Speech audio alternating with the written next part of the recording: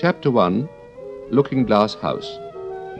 One thing was certain, that the white kitten had had nothing to do with it. It was the black kitten's fault entirely, for the white kitten had been having its face washed by the old cat for the last quarter of an hour, and bearing it pretty well, considering. So you see that it couldn't have had any hand in the mischief. The way Dinah washed her children's faces was this. First she held the poor thing down by its ear with one paw, and then with the other paw she rubbed its face all over, the wrong way, beginning at the nose. And just now, as I said, she was hard at work on the white kitten, which was lying quite still and trying to purr, no doubt feeling that was all meant for its good. But the black kitten had been finished with earlier in the afternoon, and so, while Alice was sitting curled up in a corner of the great armchair, half talking to herself and half asleep, the kitten had been having a grand game of romps with the ball of worsted Alice had been trying to wind up, and had been rolling it up and down till it had all come undone again. And there it was, spread over the hearth-rug, all knots and tangles, with the kitten running after its own tail in the middle. "Oh, you wicked, wicked little thing," cried Alice, catching up the kitten and giving it a little kiss to make it understand that it was in disgrace. "Really, Dinah ought to have taught you better manners. You ought, Dinah, you know you ought," she added, looking reproachfully at the old cat, and speaking in as cross a voice as she could manage. And then she scrambled back into the armchair, taking the kitten and the worsted with her, and began winding up the ball again. But she didn't get on very fast, as she was talking all the time, sometimes to the kitten and sometimes to herself. Kitty sat very demurely on her knee, pretending to watch the progress of the winding, and now and then putting out one paw and gently touching the ball, as if it would be glad to help if it might. "Do you know what tomorrow is, Kitty?" Alice began. "You'd have guessed if you'd been up in the window with me, only Dinah was making you tidy, so you couldn't.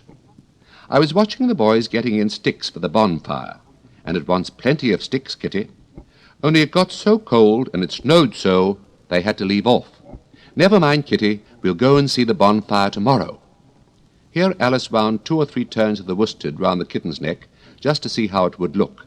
This led to a scramble, in which the ball rolled down upon the floor, and yards of it got unwound again. "Do you know, I was so angry, Kitty," Alice went on, as soon as they were comfortably settled again, "when I saw all the mischief you had been doing, I was very nearly opening the window and putting you out into the snow. And you'd have deserved it, you little mischievous darling. What have you got to say for yourself? Now, don't interrupt me," she went on, holding up one finger. "I'm going to tell you all your faults.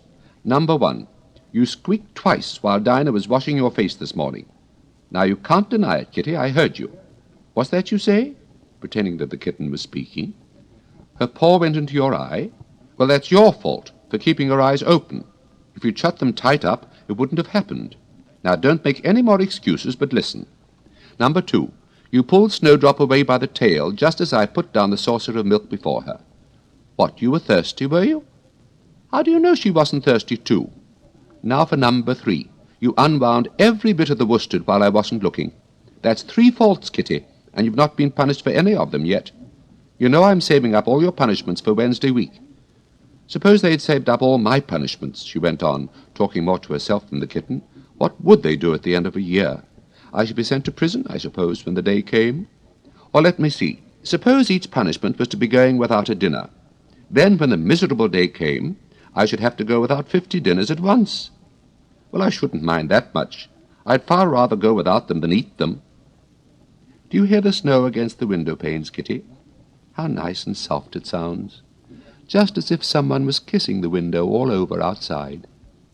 I wonder if the snow loves the trees and feels that it kisses them so gently. And then it covers them up snug, you know, with a white quilt. And perhaps it says, 'Go to sleep, darlings, till the summer comes again.' And when they wake up in the summer, Kitty, they dress themselves all in green and dance about whenever the wind blows." "Oh, that's very pretty," cried Alice, dropping the ball of worsted to clap her hands. "And I do so wish it was true. I'm sure the woods look sleepy in the autumn when the leaves are getting brown. Kitty, can you play chess? Now, don't smile, my dear. I'm asking it seriously. Because when we were playing just now, you watched just as if you understood it. And when I said check, you purred. Well, it was a nice check, Kitty, and really I might have won if it hadn't been for that nasty knight that came wriggling down among my pieces. Kitty dear, let's pretend. And here I wish I could tell you half the things Alice used to say, beginning with her favourite phrase, let's pretend. She had had quite a long argument with her sister only the day before, all because Alice had begun with, let's pretend we're kings and queens, and her sister, who liked being very exact, had argued that they couldn't, because there were only two of them, and Alice had been reduced at last to say, well, you can be one of them then, and I'll be all the rest. And once she had really frightened her old nurse by shouting suddenly in her ear, Nurse, do let's pretend that I'm a hungry hyena and you're a bone. But this is taking us away from Alice's speech to the kitten. Let's pretend that you're the Red Queen, Kitty. Do you know, I think if you sat up and folded your arms, you'd look exactly like her. Now do try, there's a dear. And Alice got the Red Queen off the table and set it up before the kitten as a model for it to imitate. However, the thing didn't succeed, principally, Alice said, because the kitten wouldn't fold its arms properly. So to punish it, she held it up to the looking-glass that it might see how sulky it was. And if you're not good directly, she added, I'll put you through into Looking-Glass House. How would you like that? Now, if you'll only attend, Kitty, and not talk so much, I'll tell you all my ideas about Looking-Glass House. First, there's the room you can see through the glass. That's just the same as our drawing room, only the things go the other way. I can see all of it when I get upon a chair. All but the bit just behind the fireplace. Oh, I do so wish I could see that bit. I want so much to know whether they've a fire in the winter. You never can tell, you know, unless our fire smokes, and then smoke comes up in that room too. But that may be only pretence, just to make it look as if they had a fire. Well then, the books are something like our books, only the words go the wrong way. I know that, because I've held up one of our books to the glass, and then they hold up one in the other room. How would you like to live in Looking-Glass House, Kitty? I wonder if they'd give you milk in there. Perhaps looking-glass milk isn't good to drink. But oh, Kitty, now we come to the passage. You can just see a little peep of the passage in Looking-Glass House if you leave the door of our drawing-room wide open. And it's very like our passage as far as you can see, only you know it may be quite different on beyond. Oh, Kitty, how nice it would be if we could only get through into Looking-Glass House. I'm sure it's got, oh, such beautiful things in it. Let's pretend there's a way of getting through into it somehow, Kitty. Let's pretend the glass has got all soft, like gauze, so that we can get through. Why, it's turning into a sort of mist now, I declare. It'll be easy enough to get through. She was up on the chimney-piece while she said this, although she hardly knew how she had got there, and certainly the glass was beginning to melt away, just like a bright silvery mist. In another moment Alice was through the glass, and had jumped lightly down into the looking-glass room. The very first thing she did was to look whether there was a fire in the fireplace, and she was quite pleased to find that there was a real one, blazing away as brightly as the one she had left behind. So I shall be as warm here as I was in the old room, thought Alice. Warmer, in fact, because there'll be no one here to scold me away from the fire. Oh, what fun it'll be when they see me through the glass in here and can't get at me. Then she began looking about, and noticed that what could be seen from the old room was quite common and uninteresting, but all the rest was as different as possible. For instance, the pictures on the wall next the fire seemed to be all alive, and the very clock on the chimney-piece, you know you can only see the back of it in the looking-glass, had got the face of a little old man and grinned at her. They don't keep this room so tidy as the other, Alice thought to herself, as she noticed several of the chessmen down in the hearth among the cinders. But in another moment, with a little "oh" of surprise, she was down on her hands and knees watching them. The chessmen were walking about, 2 and 2. "Here are the Red King and the Red Queen," Alice said, in a whisper for fear of frightening them. "And there are the White King and the White Queen sitting on the edge of the shovel. And here are 2 castles walking arm in arm. I don't think they can hear me," she went on, as she put her head closer down, "and I'm nearly sure they can't see me. I feel somehow as if I were invisible." Here something began squeaking on the table behind Alice, and made her turn her head just in time to see one of the white pawns roll over and begin kicking. She watched it with great curiosity to see what would happen next. "It is the voice of my child," the White Queen cried out, as she rushed past the king so violently that she knocked him over among the cinders. "My precious Lily, my imperial kitten," and she began scrambling wildly up the side of the fender. "Imperial imperial fiddlestick, said the king, rubbing his nose, which had been hurt by the fall. He had a right to be a little annoyed with the queen, for he was covered with ashes from head to foot. Alice was very anxious to be of use, and as the poor little Lily was nearly screaming herself into a fit, she hastily picked up the queen and set her on the table by the side of her noisy little daughter. The queen gasped and sat down. The rapid journey through the air had quite taken away her breath, and for a minute or two she could do nothing but hug the little Lily in silence. As soon as she had recovered her breath a little, she called out to the White King, who was sitting sulkily among the ashes, "Mind the volcano!" "What volcano?" said the king, looking up anxiously into the fire, as if he thought that was the most likely place to find one. "Blow me up!" panted the queen, who was, "Mind you come up the regular way. Don't get blown up." Alice watched the White King as he slowly struggled up from bar to bar, till at last she said, "Why, you'll be hours and hours getting to the table at that rate.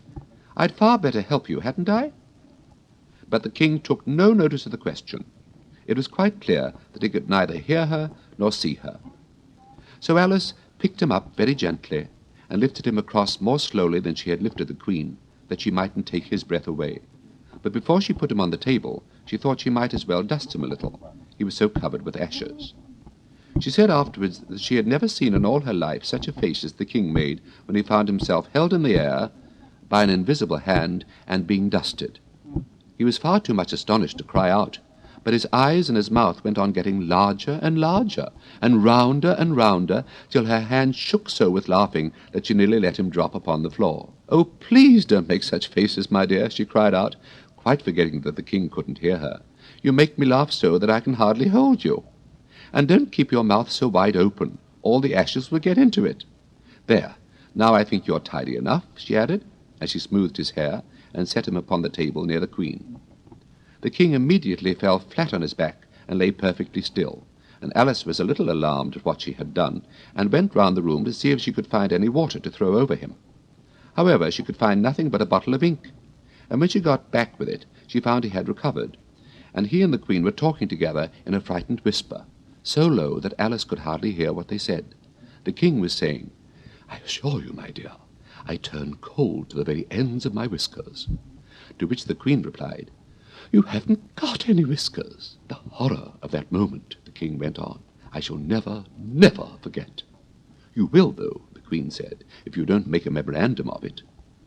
Alice looked on with great interest as the king took an enormous memorandum book out of his pocket and began writing. A sudden thought struck her, and she took hold of the end of the pencil, which came some way over his shoulder, and began writing for him. The poor king looked puzzled and unhappy, and struggled with the pencil for some time without saying anything. But Alice was too strong for him, and at last he panted out, "My dear, I really must get a thinner pencil. I can't manage this one a bit. It writes all manner of things that I don't intend." "What manner of things?" said the queen, looking over the book, in which Alice had put, "The White Knight is sliding down the poker. He balances very badly. That's not a memorandum of your feelings?" There was a book lying near Alice on the table, and while she sat watching the White King, for she was still a little anxious about him, and had the ink all ready to throw over him in case he fainted again, she turned over the leaves to find some part that she could read. "For it's all in some language I don't know," she said to herself. It was like this. She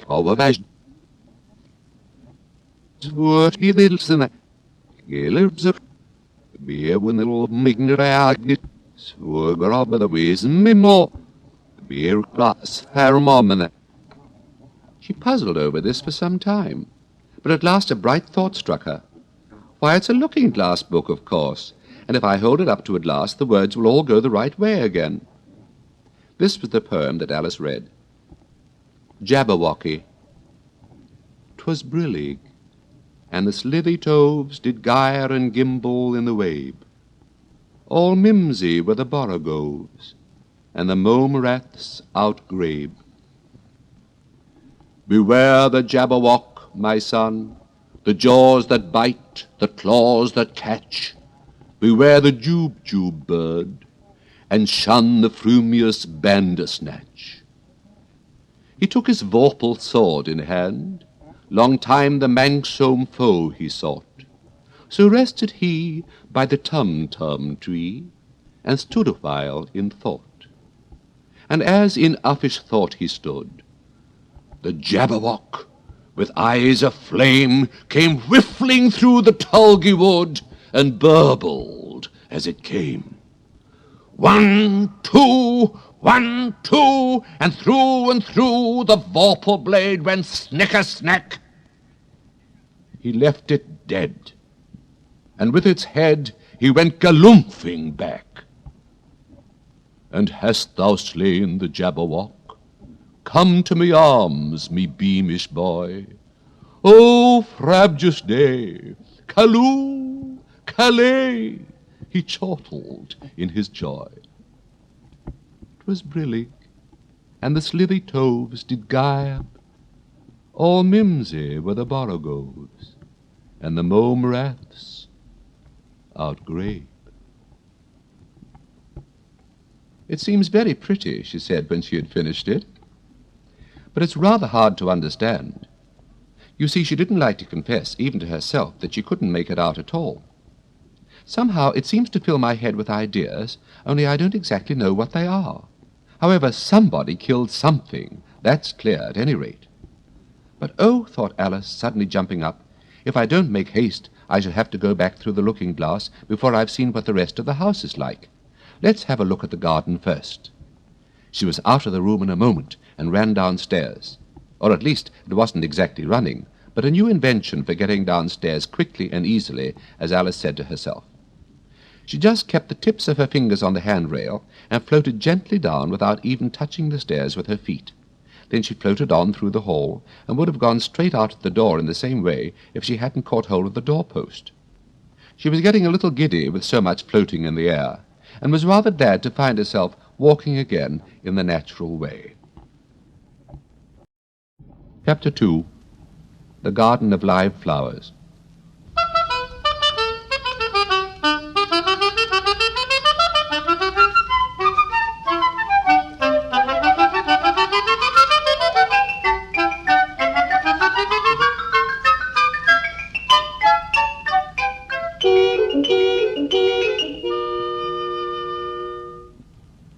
I should see the garden far better, said Alice to herself, if I could get to the top of that hill.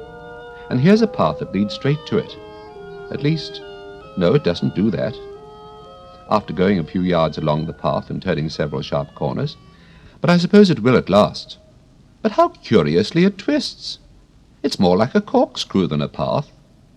Well, this turn goes to the hill, I suppose. No, it doesn't. This goes straight back to the house. Well, then, I'll try it the other way.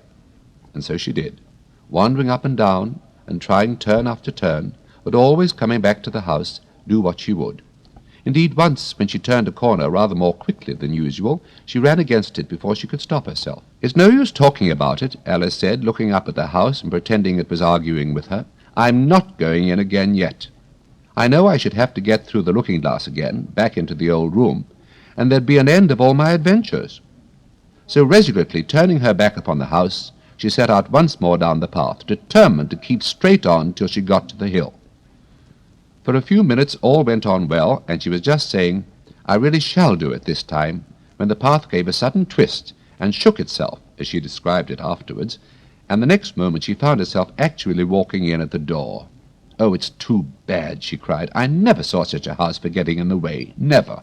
However, there was the hill, full in sight, so there was nothing to be done but start again. This time she came upon a large flower bed with a border of daisies and a willow tree growing in the middle. Oh, Tiger Lily, said Alice, addressing herself to one that was waving gracefully about in the wind, I wish you could talk. We can talk, said the Tiger Lily, when there's anybody worth talking to. Alice was so astonished that she couldn't speak for a minute. It quite seemed to take her breath away. At length, as the Tiger Lily only went on waving about, she spoke again, in a timid voice, almost in a whisper. And can all the flowers talk? As well as you can, said the Tiger Lily, and a great deal louder. It isn't manners for us to begin, you know, said the Rose, and I really was wondering when you'd speak.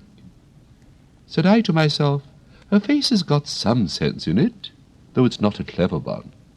Still, you're the right colour, and that goes a long way." "I don't care about the colour," the tiger lily remarked.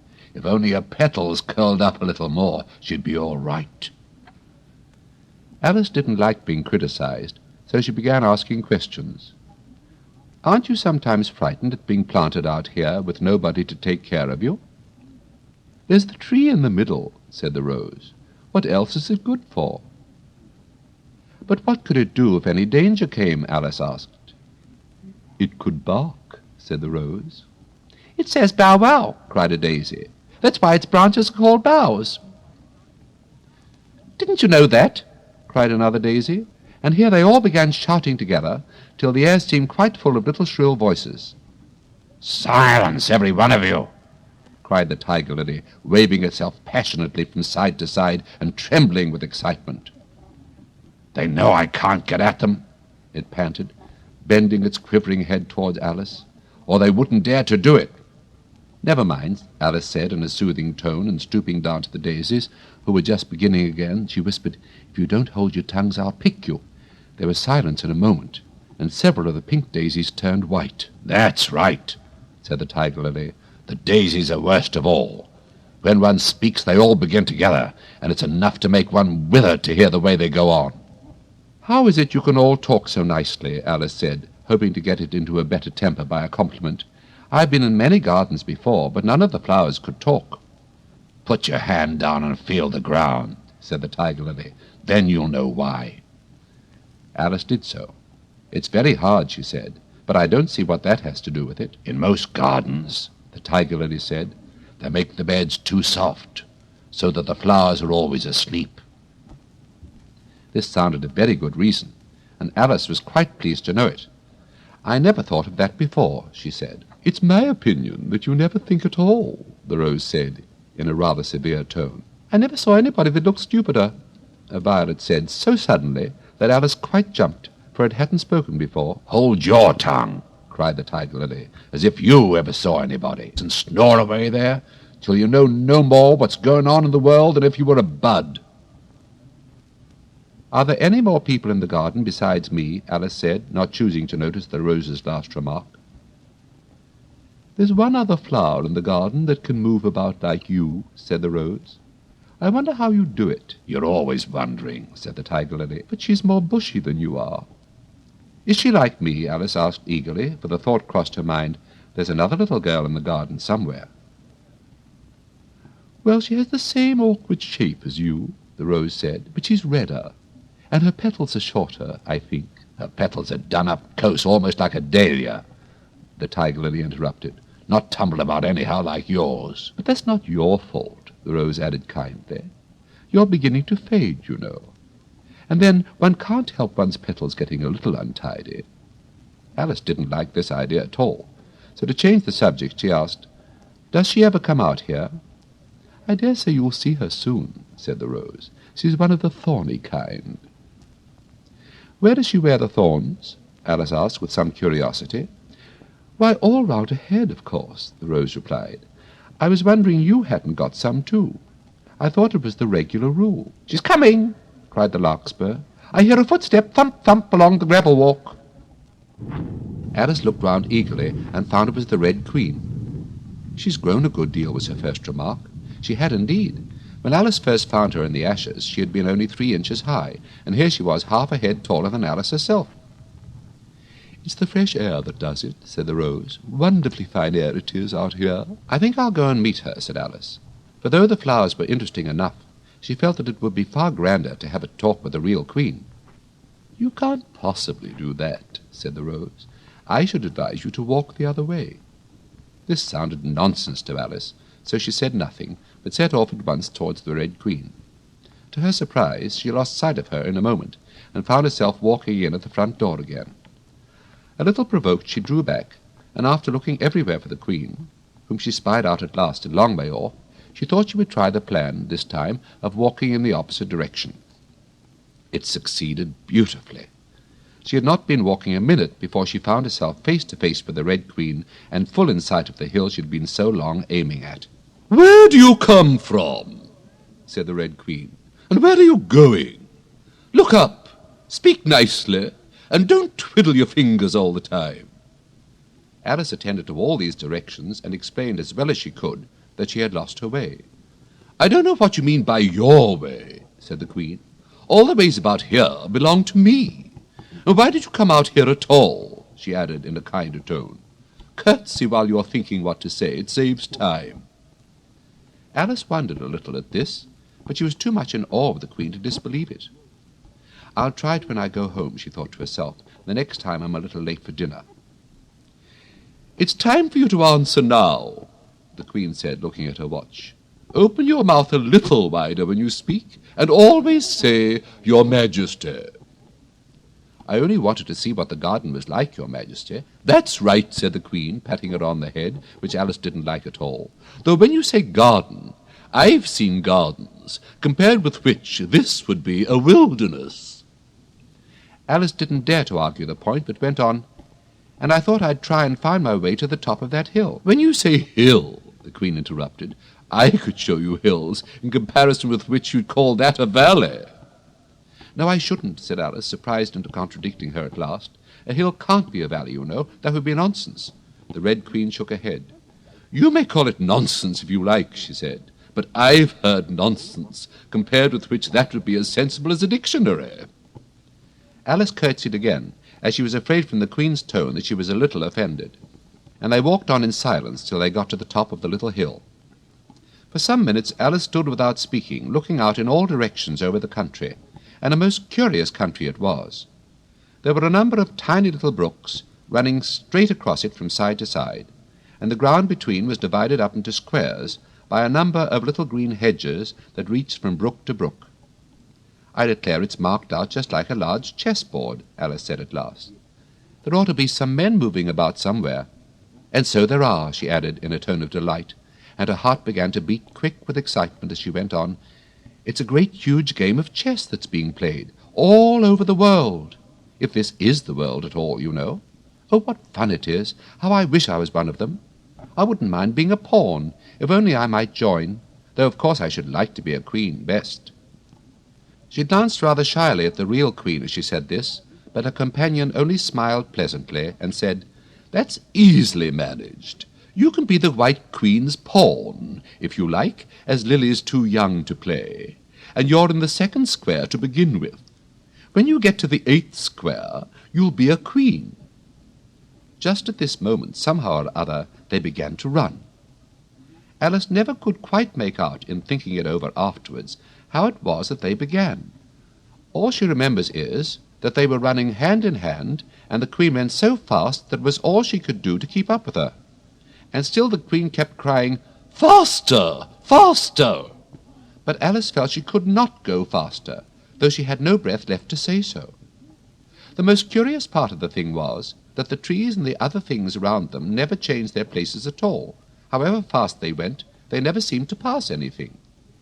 "I wonder if all the things move along with us," thought poor puzzled Alice. And the Queen seemed to guess her thoughts, for she cried, "Faster! Don't try to talk!"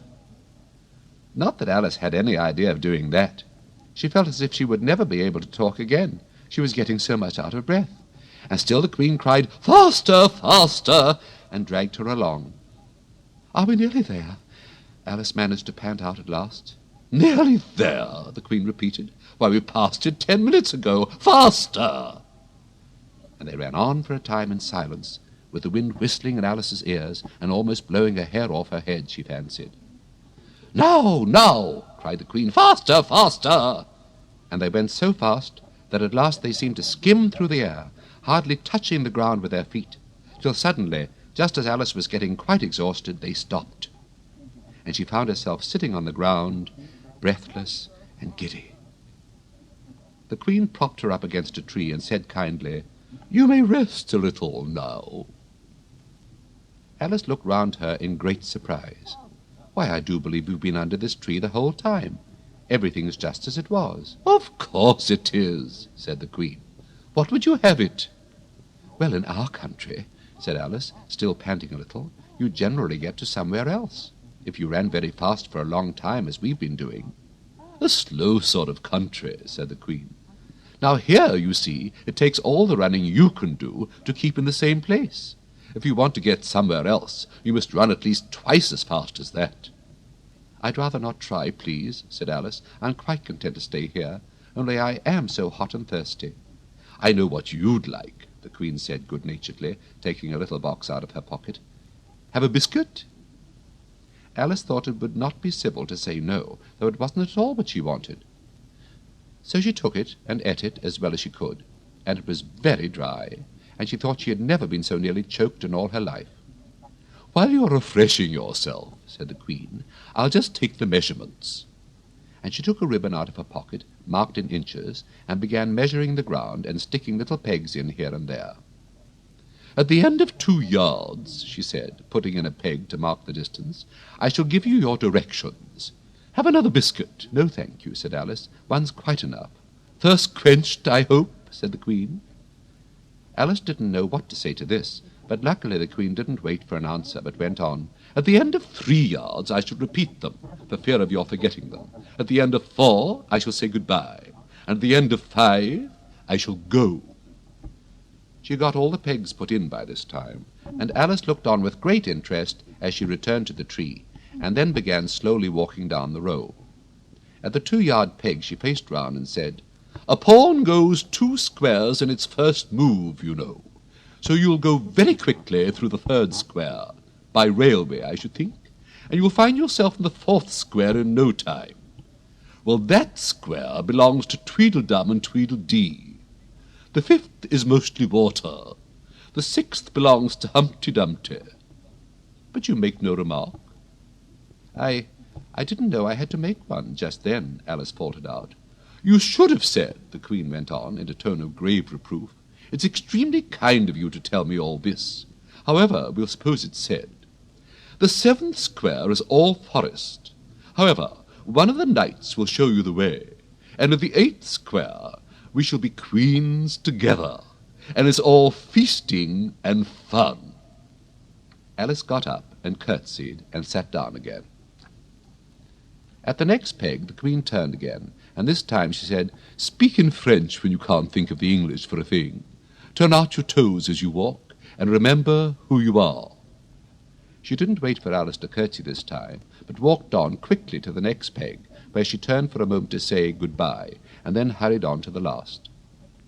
How it happened, Alice never knew, but exactly as she came to the last peg she was gone. Whether she vanished into the air, or whether she ran quickly into the wood, and she can run very fast, thought Alice, there was no way of guessing, but she was gone. And Alice began to remember that she was a pawn, and that it would soon be time for her to move. Chapter 3. Looking-Glass Insects.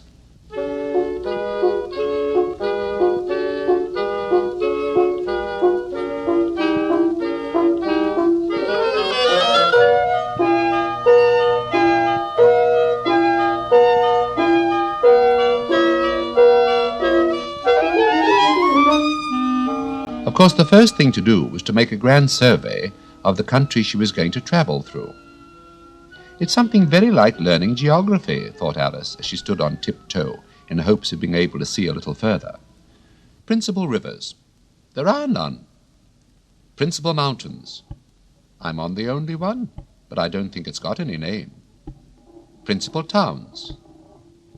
Why, what are those creatures making honey down there? They can't be bees. Nobody ever saw bees a mile off, you know."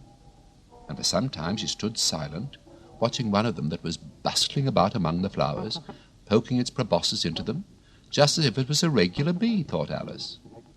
However, this was anything but a regular bee. In fact, it was an elephant, as Alice soon found out, though the idea quite took her breath away at first. And what enormous flowers they must be, was her next idea. Something like cottages with the roofs taken off, and stalks put to them. And what quantities of honey they must make. I think I'll go down and... No, I won't go just yet, she went on, checking herself just as she was beginning to run down the hill and trying to find some excuse for turning shy so suddenly. It'll never do to go down among them without a good long branch to brush them away. And what fun it'll be when they ask me how I liked my walk. I shall say, Oh, I liked it well enough. Here came the favourite little toss of the head. Only it was so dusty and hot, and the elephants did tease so. I think I'll go down the other way, she said after a pause, and perhaps I may visit the elephants later on. Besides, I do so want to get into the 3rd square. So with this excuse, she ran down the hill and jumped over the first of the 6 little brooks. "Tickets, please," said the guard, putting his head into the window. In a moment everybody was holding out a ticket. They were about the same size as the people, and quite seemed to fill the carriage. "Now then, show your ticket, child," the guard went on, looking angrily at Alice. And a great many voices all said together, like the chorus of a song, thought Alice, "Don't keep him waiting, child. Why, his time is worth £1,000 a minute." "I'm afraid I haven't got one," Alice said in a frightened tone. "There wasn't a ticket office where I came from." And again the chorus of voices went on, "There wasn't room for one where she came from. The land there is worth £1,000 an inch." "Don't make excuses," said the guard. "You should have bought one from the engine driver." And once again the chorus of voices went on with, "The man that drives the engine, why, the smoke alone is worth £1,000 a puff." Alice thought to herself, "Then there's no use in speaking." The voices didn't join in this time, as she hadn't spoken, but to her great surprise they all thought in chorus. I hope you understand what thinking in chorus means, for I must confess that I don't. Better say nothing at all. Language is worth £1,000 a word. I shall dream about £1,000 tonight, I know I shall, thought Alice. All this time the guard was looking at her, first through a telescope, then through a microscope, and then through an opera glass. At last he said, "You're travelling the wrong way," and shut up the window and went away. "So young a child," said the gentleman sitting opposite to her. He was dressed in white paper. "Ought to know which way she's going, even if she doesn't know her own name."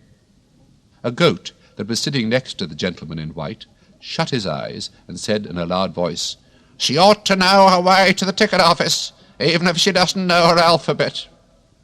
There was a beetle sitting next the goat. It was a very queer carriage full of passengers altogether, and as the rule seemed to be that they should all speak in turn, he went on with, "She'll have to go back from here as luggage." Alice couldn't see who was sitting beyond the beetle, but a hoarse voice spoke next. "Change engines," it said, and there it choked and was obliged to leave off. "Sounds like a horse," Alice thought to herself, and an extremely small voice close to her ear said, "You might make a joke on that. Something about horse and horse, you know." Then a very gentle voice in the distance said, "She must be labelled Lass with Care, you know." And after that other voices went on. "What a number of people there are in the carriage," thought Alice, saying, "She must go by post as she's got a head on her. She must be sent as a message by the telegraph. She must draw the train herself the rest of the way," and so on. But the gentleman dressed in white paper leaned forward and whispered in her ear, "Never mind what they all say, my dear, but take a return ticket every time the train stops." "Indeed I shan't," Alice said rather impatiently. "I don't belong to this railway journey at all. I was in a wood just now, and I wish I could get back there." "You might make a joke on that," said the little voice close to her ear. "Something about you would if you could, you know." "Don't tease so," said Alice, looking about in vain to see where the voice came from. "If you're so anxious to have a joke made, why don't you make one yourself?" The little voice sighed deeply. It was very unhappy, evidently, and Alice would have said something pitying to comfort it. If it would only sigh like other people, she thought. But this was such a wonderfully small sigh that she wouldn't have heard it at all if it hadn't come quite close to her ear. The consequence of this was that it tickled her ear very much, and quite took off her thoughts from the unhappiness of the poor little creature. "I know you are a friend," the little voice went on. "A dear friend, and an old friend. And you won't hurt me, though I am an insect." "What kind of insect?" Alice inquired a little anxiously. What she really wanted to know was whether it could sting or not, but she thought this wouldn't be quite a civil question to ask. "What? Then you don't?" the little voice began, when it was drowned by a shrill scream from the engine, and everybody jumped up in alarm, Alice among the rest. The horse, who had put his head out of the window, quietly drew it in and said, "It's only a brook we have to jump over." And everybody seemed satisfied with this, though Alice felt a little nervous at the idea of trains jumping at all. However, it'll take us onto the 4th square. That's some comfort, she said to herself. In another moment she felt the carriage rise straight up into the air, and in her fright she caught at the thing nearest to her hand, which happened to be the goat's beard. But the beard seemed to melt away as she touched it, and she found herself sitting quietly under a tree, while the gnat, for that was the insect she'd been talking to, was balancing itself on a twig just above her head and fanning her with its wings. It certainly was a very large gnat, about the size of a chicken, Alice thought. Still, she couldn't feel nervous with it, after they'd been talking together so long. "Then you don't like all insects?" the gnat went on as quietly as if nothing had happened. "I like them when they can talk," Alice said. "None of them ever talk where I come from." "What sort of insects do you rejoice in, where you come from?" the gnat inquired. "I don't rejoice in insects at all," Alice explained, "because I'm rather afraid of them, at least the large kinds. But I can tell you the names of some of them." "Of course they answer to their names," the gnat remarked carelessly. "I never knew them do it." "What's the use of their having names," the gnat said, "if they won't answer to them?" "No use to them," said Alice, "but it's useful to the people that named them, I suppose. If not, why do things have names at all?" "I can't say," the gnat replied. "Further on in the wood down there, they've got no names. However, go on with your list of insects. You're wasting time." "Well, there's the horsefly," Alice began, counting off the names on her fingers. "All right," said the gnat. "Halfway up that bush you'll see a rocking horsefly, if you look. It's made entirely of wood, and gets about by swinging itself from branch to branch." "What does it live on?" Alice asked, with great curiosity. "Sap and sawdust," said the gnat. "Go on with the list." Alice looked at the rocking horsefly with great interest, and made up her mind that it must have been just repainted, it looked so bright and sticky. And then she went on, "And there's the dragonfly." "Look on the branch above your head," said the gnat, "and there you will find a snapdragonfly. Its body is made of plum pudding, its wings of holly leaves, and its head is a raisin burning in brandy." "But what does it live on?" Alice asked as before. "Frumenty and mince pie," the gnat replied, "and it makes its nest in a Christmas box." "And then there's the butterfly," Alice went on, after she had taken a good look at the insect with its head on fire, and had thought to herself, "I wonder if that's the reason insects are so fond of flying into candles, because they want to turn into snapdragonflies." "Crawling at your feet," said the gnat. Alice drew her feet back in some alarm. "You may observe a bread and butter fly. Its wings are thin slices of bread and butter, its body is a crust, and its head is a lump of sugar." "And what does it live on?" "Wheat tea with cream in it." A new difficulty came into Alice's head. Supposing it couldn't find any, she suggested. "Then it would die, of course." "But that must happen very often," Alice remarked thoughtfully. "It always happens," said the gnat. After this Alice was silent for a minute or two, pondering. The gnat amused itself meanwhile by humming round and round her head. At last it settled again and remarked, "I suppose you don't want to lose your name?" "No, indeed," Alice said a little anxiously. "And yet I don't know," the gnat went on in a careless tone. "Only think how convenient it would be if you could manage to go home without it. For instance, if the governess wanted to call you to your lessons, she would call out, 'Come here,' and there she would have to leave off, because there wouldn't be any name for her to call. And of course you wouldn't have to go, you know." "That would never do, I'm sure," said Alice. "The governess would never think of excusing me lessons for that. If she couldn't remember my name, she'd call me Miss, as the servants do." "Well, if she said Miss, and didn't say anything more," the gnat remarked, "of course you'd miss your lessons." "That's a joke. I wish you had made it." "Why do you wish I had made it?" Alice asked. "It's a very bad one." But the gnat only sighed deeply, while 2 large tears came rolling down his cheeks. "You shouldn't make jokes," Alice said, "if it makes you so unhappy."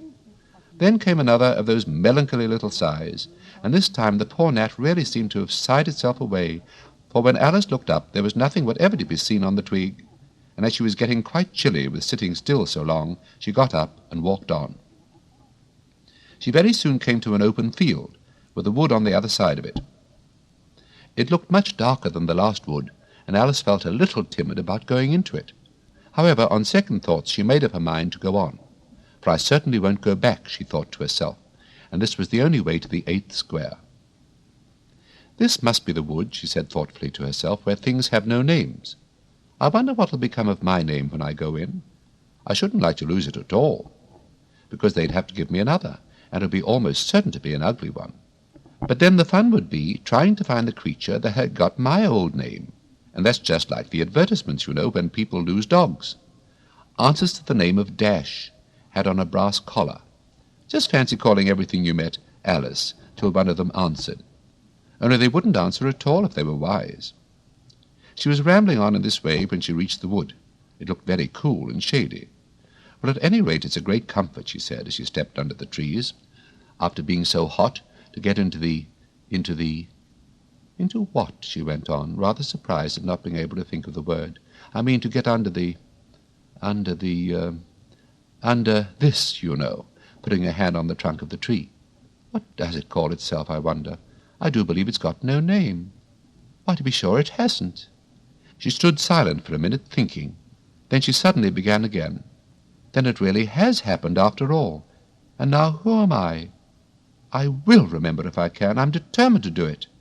But being determined didn't help her much, and all she could say, after a great deal of puzzling, was, L. I know it begins with L. Just then a fawn came wandering by. It looked at Alice with its large, gentle eyes, but didn't seem at all frightened. Here then, Alice said as she held out her hand and tried to stroke it, but only started back a little, and then stood looking at her again. What do you call yourself?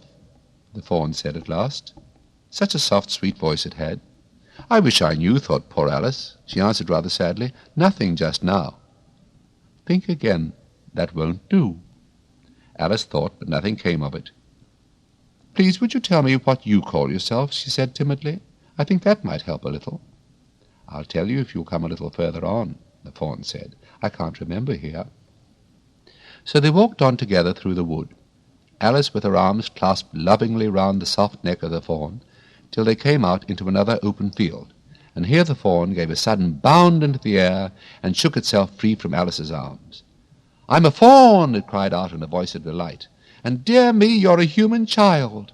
A look of alarm came into its beautiful brown eyes, and in another moment it had darted away at full speed. Alice stood looking after it, almost ready to cry with vexation at having lost her dear little fellow-traveller so suddenly. However, I know my name now, she said. That's some comfort. Alice. Alice. I won't forget it again. And now which of these finger-posts ought I to follow, I wonder? It was not a very difficult question to answer, as there was only one road through the wood, and the two finger-posts both pointed along it. I'll settle it, Alice said to herself, when the road divides and they point different ways. But this did not seem likely to happen.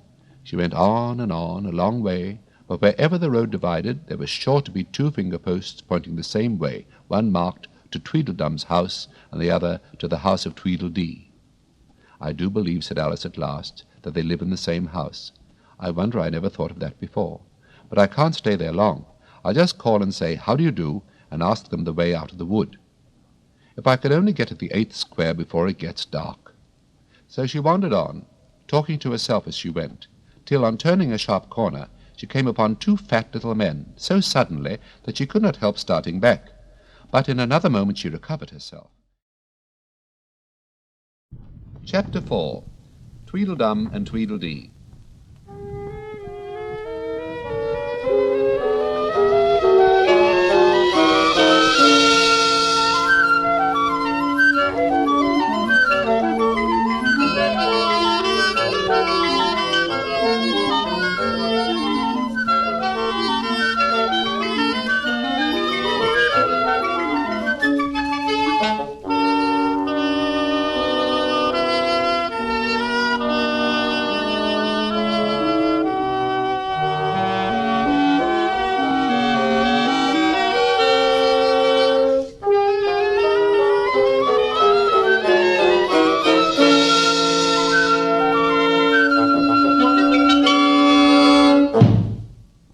They were standing under a tree, each with an arm round the other's neck, and Alice knew which was which in a moment, because one of them had Dum embroidered on his collar, and the other D. I suppose they've each got a tweedle round at the back of the collar, she said to herself. They stood so still that she quite forgot they were alive, and she was just looking round to see if the word tweedle was written at the back of each collar, when she was startled by a voice coming from the one marked dumb. "If you think we're waxworks," he said, "you ought to pay, you know. Waxworks weren't made to be looked at for nothing, no-how." "Contrariwise," said the one marked D, "if you think we're alive, you ought to speak." "I'm sure I'm very sorry," was all Alice could say, but the words of the old song kept ringing through her head like the ticking of a clock, and she could hardly help saying them out loud. Tweedledum and Tweedledee agreed to have a battle, but Tweedledum said Tweedledee had spoiled his nice new rattle. Just then flew down a monstrous crow, as black as a tar barrel, which frightened both the heroes so they quite forgot their quarrel. "I know what you're thinking about," said Tweedledum, "but it isn't so now-how." "Contrariwise," continued Tweedledee, "if it was so, it might be, and if it were so, it would be, but as it isn't, it ain't. That's logic." "I was thinking," Alice said very politely, "which is the best way out of this wood? It's getting so dark. Would you tell me, please?" But the fat little men only looked at each other and grinned. They looked so exactly like a couple of great schoolboys that Alice couldn't help pointing her finger at Tweedledum and saying, "First boy, now-how." Tweedledum cried out briskly and shut his mouth up again with a snap. "Next boy," said Alice, passing on to Tweedledee, though she felt quite certain he would only shout out contrariwise, and so he did. "You've begun wrong," cried Tweedledum. "The first thing in a visit is to say, 'How do you do?' and shake hands."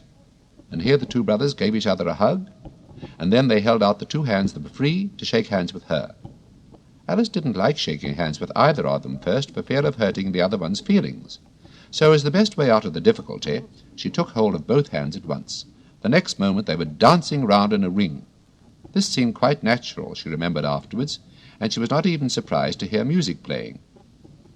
It seemed to come from the tree under which they were dancing, and it was done, as well as she could make it out, by the branches rubbing one across the other like fiddles and fiddlesticks. But it certainly was funny, Alice said afterwards, when she was telling her sister the history of all this, to find myself singing "Here We Go Round the Mulberry Bush." I don't know when I began it, but somehow I felt as if I had been singing it a long, long time. The other two dancers were fat and very soon out of breath. "4 times round is enough for one dance," Tweedledum panted out, and they left off dancing as suddenly as they had begun. The music stopped at the same moment. Then they let go of Alice's hands and stood looking at her for a minute. There was a rather awkward pause, as Alice didn't know how to begin a conversation with people she had just been dancing with. It would never do to say, "How do you do?" now, she said to herself. We seem to have got beyond that somehow. "I hope you're not much tired," she said at last. "No-how, and thank you very much for asking," said Tweedledum. "So much obliged," added Tweedledee. "You like poetry?" "Yes, pretty well. Some poetry," Alice said doubtfully. "Would you tell me which road leads out of the wood?" "What shall I repeat to her?" said Tweedledee, looking round at Tweedledum with great solemn eyes and not noticing Alice's question. "The walrus and the carpenter is the longest," Tweedledum replied, giving his brother an affectionate hug. Tweedledee began instantly. "The sun was shining—" Here Alice ventured to interrupt him.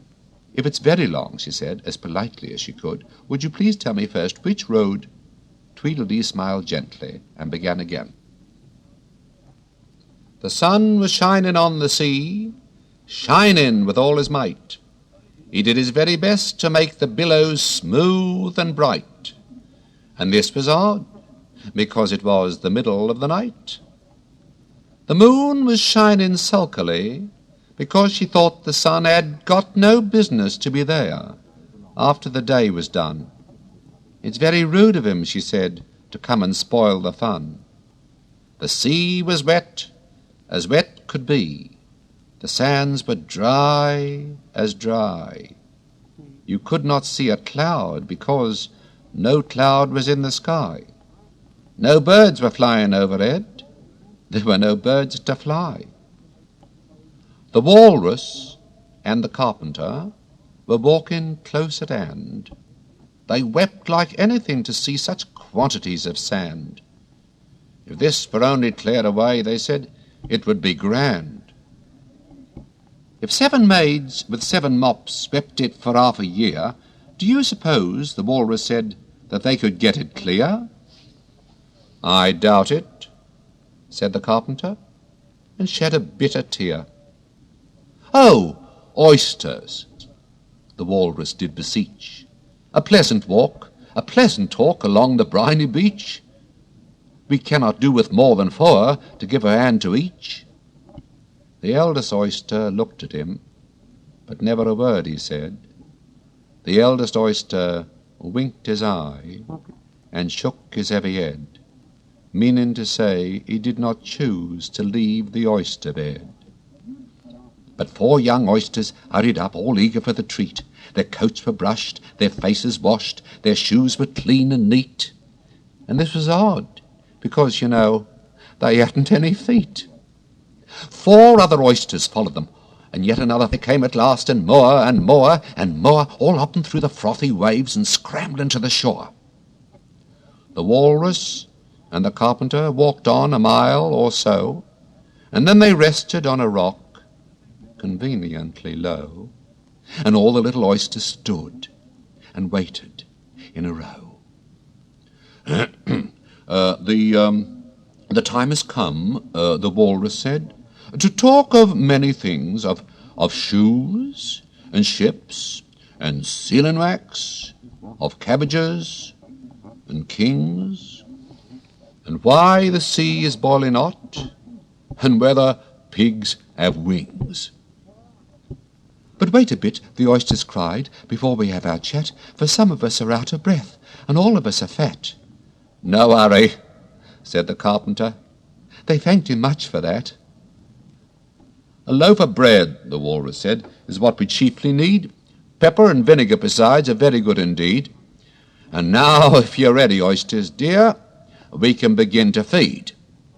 But not on us, the oysters cried, turning a little blue. After such kindness, that would be a dismal thing to do. The night is fine, the Walrus said. Do you admire the view?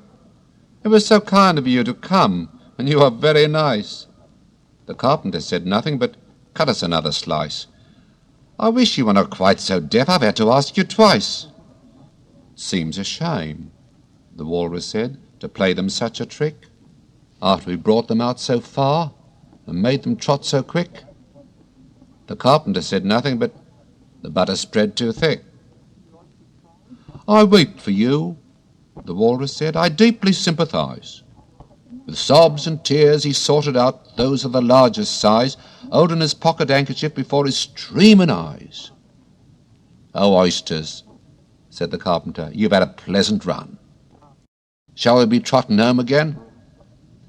But answer came there none, and this was scarcely odd, because they'd eaten every one.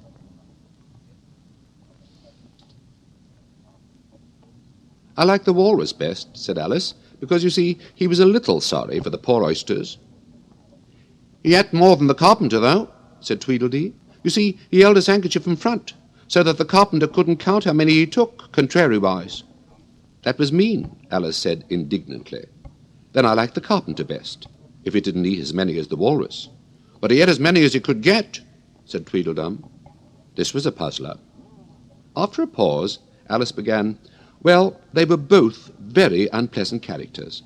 Here she checked herself in some alarm at hearing something that sounded to her like the puffing of a large steam engine in the wood near them, though she feared it was more likely to be a wild beast. Are there any lions or tigers about here? She asked timidly. It's only the Red King snoring, said Tweedledee. Come and look at him, the brothers cried, and they each took one of Alice's hands and led her up to where the king was sleeping. Isn't he a lovely sight? Said Tweedledum. Alice couldn't say honestly that he was. He had a tall red nightcap on with a tassel, and he was lying crumpled up into a sort of untidy heap, and snoring loud, fit to snore his head off, as Tweedledum remarked. I'm afraid he'll catch cold with lying on the damp grass, said Alice, who was a very thoughtful little girl. He's dreaming now, said Tweedledee. And what do you think he's dreaming about? Alice said, Nobody can guess that. Why, about you, Tweedledee exclaimed, clapping his hands triumphantly. And if he left off dreaming about you, where do you suppose you'd be? Where I am now, of course, said Alice, Not you, Tweedledee retorted contemptuously. You be nowhere. Why, you're only a sort of thing in his dream. If that there king was to wake, added Tweedledum, you go out, bang, just like a candle. I shouldn't, Alice exclaimed indignantly. Besides, if I'm only a sort of thing in his dream, what are you, I should like to know? Ditto, said Tweedledum. Ditto, ditto, cried Tweedledee. He shouted this so loud that Alice couldn't help saying, Hush, you'll be waking him, I'm afraid, if you make so much noise. Well, it's no use your talking about waking him, said Tweedledum, when you're only one of the things in his dream. You know very well you're not real. I am real, said Alice, and began to cry. You won't make yourself a bit realer by crying, Tweedledee remarked. There's nothing to cry about. If I wasn't real, Alice said, half laughing through her tears, it all seemed so ridiculous, I shouldn't be able to cry. I hope you don't suppose those are real tears, Tweedledum interrupted in a tone of great contempt. I know they're talking nonsense, Alice thought to herself, and it's foolish to cry about it. So she brushed away her tears and went on as cheerfully as she could. At any rate, I'd better be getting out of the wood, for really it's coming on very dark. Do you think it's going to rain? Tweedledum spread a large umbrella over himself and his brother and looked up into it. No, I don't think it is, he said. At least, not under here. No, Al. But it may rain outside? It may, if it chooses, said Tweedledee. We've no objection, contrariwise. Selfish things, thought Alice, and she was just going to say good night and leave them when Tweedledum sprang out from under the umbrella and seized her by the wrist. Do you see that? He said in a voice choking with passion, and his eyes grew large and yellow all in a moment as he pointed with a trembling finger at a small white thing lying under the tree. It's only a rattle, Alice said after a careful examination of the little white thing. Not a rattlesnake, you know, she added hastily, thinking that he was frightened. Only an old rattle, quite old and broken. I knew it was, cried Tweedledum, beginning to stamp about wildly and tear his hair. It's spoilt, of course. Here he looked at Tweedledee, who immediately sat down on the ground and tried to hide himself under the umbrella. Alice laid a hand upon his arm and said in a soothing tone, You needn't be so angry about an old rattle. But it isn't old, Tweedledum cried in a greater fury than ever. It's new, I tell you. I bought it yesterday. My nice new rattle! And his voice rose to a perfect scream. All this time Tweedledee was trying his best to fold up the umbrella with himself in it, which was such an extraordinary thing to do that it quite took off Alice's attention from the angry brother. But he couldn't quite succeed, and it ended in his rolling over, bundled up in the umbrella with only his head out. And there he lay, opening and shutting his mouth and his large eyes, looking more like a fish than anything else, Alice thought. Of course, you agree to have a battle, Tweedledum said in a calmer tone. I suppose so, the other sulkily replied, as he crawled out of the umbrella. Only she must help us to dress up, you know. So the two brothers went off hand in hand into the wood, and returned in a minute with their arms full of things such as bolsters, blankets, hearth-rugs, tablecloths, dish-covers, and coal-scuttles. I hope you're a good hand at pinning and tying strings, Tweedledum remarked.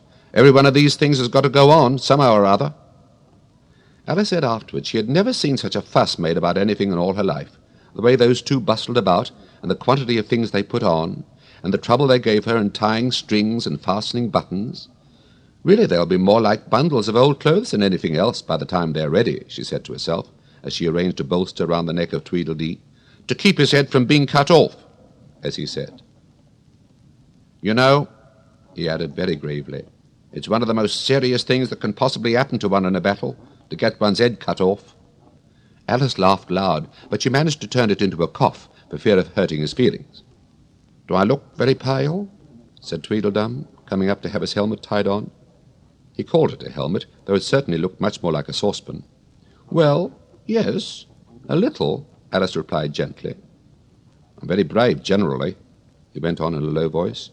Only today I happen to have a headache. And I've got a toothache, said Tweedledee, who had overheard the remark. I'm far worse than you. Then you'd better not fight today, said Alice, thinking it a good opportunity to make peace.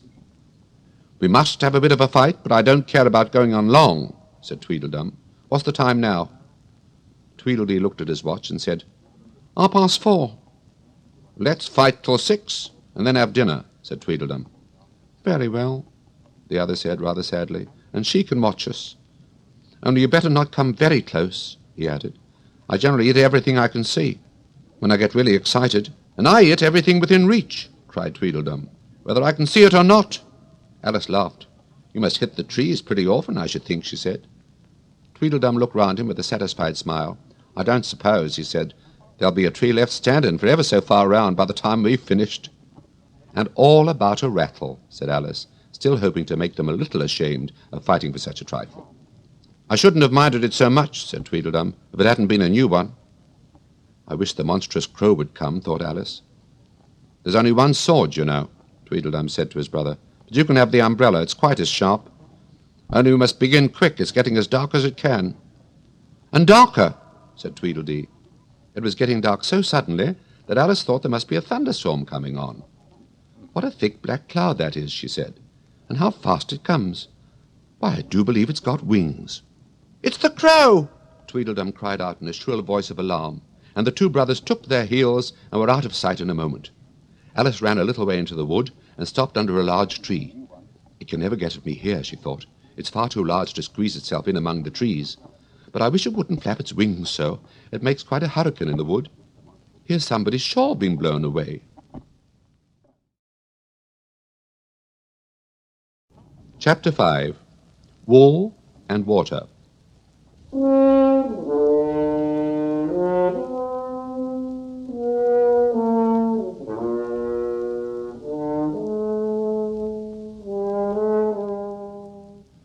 She caught the shawl as she spoke and looked about for the owner. In another moment, the White Queen came running wildly through the wood, with both arms stretched out wide as if she were flying, and Alice very civilly went to meet her with the shawl. I'm very glad I happened to be in the way, Alice said as she helped her to put on her shawl again. The White Queen only looked at her in a helpless, frightened sort of way, and kept repeating something in a whisper to herself that sounded like, bread and butter, bread and butter. And Alice felt that if there was to be any conversation at all, she must manage it herself. So she began rather timidly, Am I addressing the White Queen? Well, yes, if you call that addressing, the Queen said. It isn't my notion of the thing at all. Alice thought it would never do to have an argument at the very beginning of their conversation, so she smiled and said, If your Majesty will only tell me the right way to begin, I'll do it as well as I can. But I don't want it done at all, groaned the poor Queen. I've been addressing myself for the last 2 hours. It would have been all the better, as it seemed to Alice, if she had got someone else to dress her. She was so dreadfully untidy. Every single thing's crooked, Alice thought to herself, and she's all over pins. May I put your shawl straight for you? She added aloud. I don't know what's the matter with it, the Queen said in a melancholy voice. It's out of temper, I think. I've pinned it here, and I've pinned it there, but there's no pleasing it. It can't go straight, you know, if you pin it all on one side, Alice said, as she gently put it right for her. And dear me, what a state your hair is in. The brush got entangled in it, the Queen said with a sigh, and I lost the comb yesterday. Alice carefully released the brush and did her best to get the hair into order. Come, you look rather better now, she said, after altering most of the pins, but really you should have a lady's maid. I'm sure I'll take you with pleasure, the Queen said. 2 a week, and jam every other day. Alice couldn't help laughing as she said, I don't want you to hire me, and I don't care for jam. It's very good jam, said the Queen. Well, I don't want any today, at any rate. You couldn't have it if you did want it, the Queen said. The rule is jam tomorrow, and jam yesterday, but never jam today. It must come sometimes to jam today, Alice objected. No, it can't, said the Queen. It's jam every other day. Today isn't any other day, you know. I don't understand you, said Alice. It's dreadfully confusing. That's the effect of living backwards, the Queen said kindly. It always makes one a little giddy at first. Living backwards, Alice repeated in great astonishment. I never heard of such a thing. But there's one great advantage in it, that one's memory works both ways. I'm sure mine only works one way, Alice remarked. I can't remember things before they happen. It's a poor sort of memory that only works backwards, the Queen remarked. What sort of things do you remember best? Alice ventured to ask. Oh, things that happened the week after next, the Queen replied in a careless tone. For instance now, she went on, sticking a large piece of plaster on her finger as she spoke, there's the King's messenger. He's in prison now, being punished, and the trial doesn't even begin till next Wednesday, and of course the crime comes last of all." "Suppose he never commits the crime," said Alice. "That would be all the better, wouldn't it?" the Queen said, as she bound the plaster round her finger with a bit of ribbon. Alice felt there was no denying that. "Of course it would be all the better," she said, "but it wouldn't be all the better his being punished." "You're wrong there, at any rate," said the Queen. "Were you ever punished?" "Only for faults," said Alice. "And you were all the better for it, I know," the Queen said triumphantly. "Yes, but then I had done the things I was punished for," said Alice. "That makes all the difference." "But if you hadn't done them," the Queen said, "that would have been better still. Better and better and better!" Her voice went higher with each better till it got quite to a squeak at last. Alice was just beginning to say, "There's a mistake somewhere," when the Queen began screaming so loud that she had to leave the sentence unfinished. "Oh, oh, oh!" shouted the Queen, shaking a hand about as if she wanted to shake it off. "My finger's bleeding! Oh, oh, oh, oh!" Her screams were so exactly like the whistle of a steam engine that Alice had to hold both her hands over her ears. "What is the matter?" she said, as soon as there was a chance of making herself heard. "Have you pricked your finger?" "I haven't pricked it yet," the Queen said, "but I soon shall. Oh, oh, oh!" "When do you expect to do it?" Alice asked, feeling very much inclined to laugh. "When I fasten my shawl again," the poor Queen groaned out. "The brooch will come undone directly. Oh, oh!" As she said the words, the brooch flew open, and the Queen clutched wildly at it and tried to clasp it again. "Take care," cried Alice. "You're holding it all crooked." And she caught at the brooch, but it was too late. The pin had slipped, and the Queen had pricked her finger. "That accounts for the bleeding, you see," she said to Alice with a smile. "Now you understand the way things happen here." "But why don't you scream now?" Alice asked, holding her hands ready to put over her ears again. "Why, I've done all the screaming already," said the Queen. "What would be the good of having it all over again?" By this time it was getting light. "The crow must have flown away, I think," said Alice. "I'm so glad it's gone. I thought it was the night coming on." "I wish I could manage to be glad," the Queen said. "Only I never can remember the rule. You must be very happy, living in this wood, and being glad whenever you like." "Only it's so very lonely here," Alice said in a melancholy voice, and at the thought of her loneliness 2 large tears came rolling down her cheeks. "Oh, don't go on like that," cried the poor Queen, wringing her hands in despair. "Consider what a great girl you are. Consider what a long way you've come today. Consider what o'clock it is. Consider anything, only don't cry." Alice couldn't help laughing at this, even in the midst of her tears. "Can you keep from crying by considering things?" she asked. "That's the way it's done," the Queen said with great decision. "Nobody can do 2 things at once, you know. Let's consider your age to begin with. How old are you?" "I'm 7½ exactly." "You needn't say exactually," the Queen remarked. "I can believe it without that. Now I'll give you something to believe. I'm just 101 5 months and a day." "I can't believe that," said Alice. "Can't you?" the Queen said in a pitying tone. "Try again. Draw a long breath and shut your eyes." Alice laughed. "There's no use trying," she said. "One can't believe impossible things." "I dare say you haven't had much practice," said the Queen. "When I was your age, I always did it for half an hour a day. Why, sometimes I believed as many as 6 impossible things before breakfast. There goes the shawl again." The brooch had come undone as she spoke, and a sudden gust of wind blew the Queen's shawl across a little brook.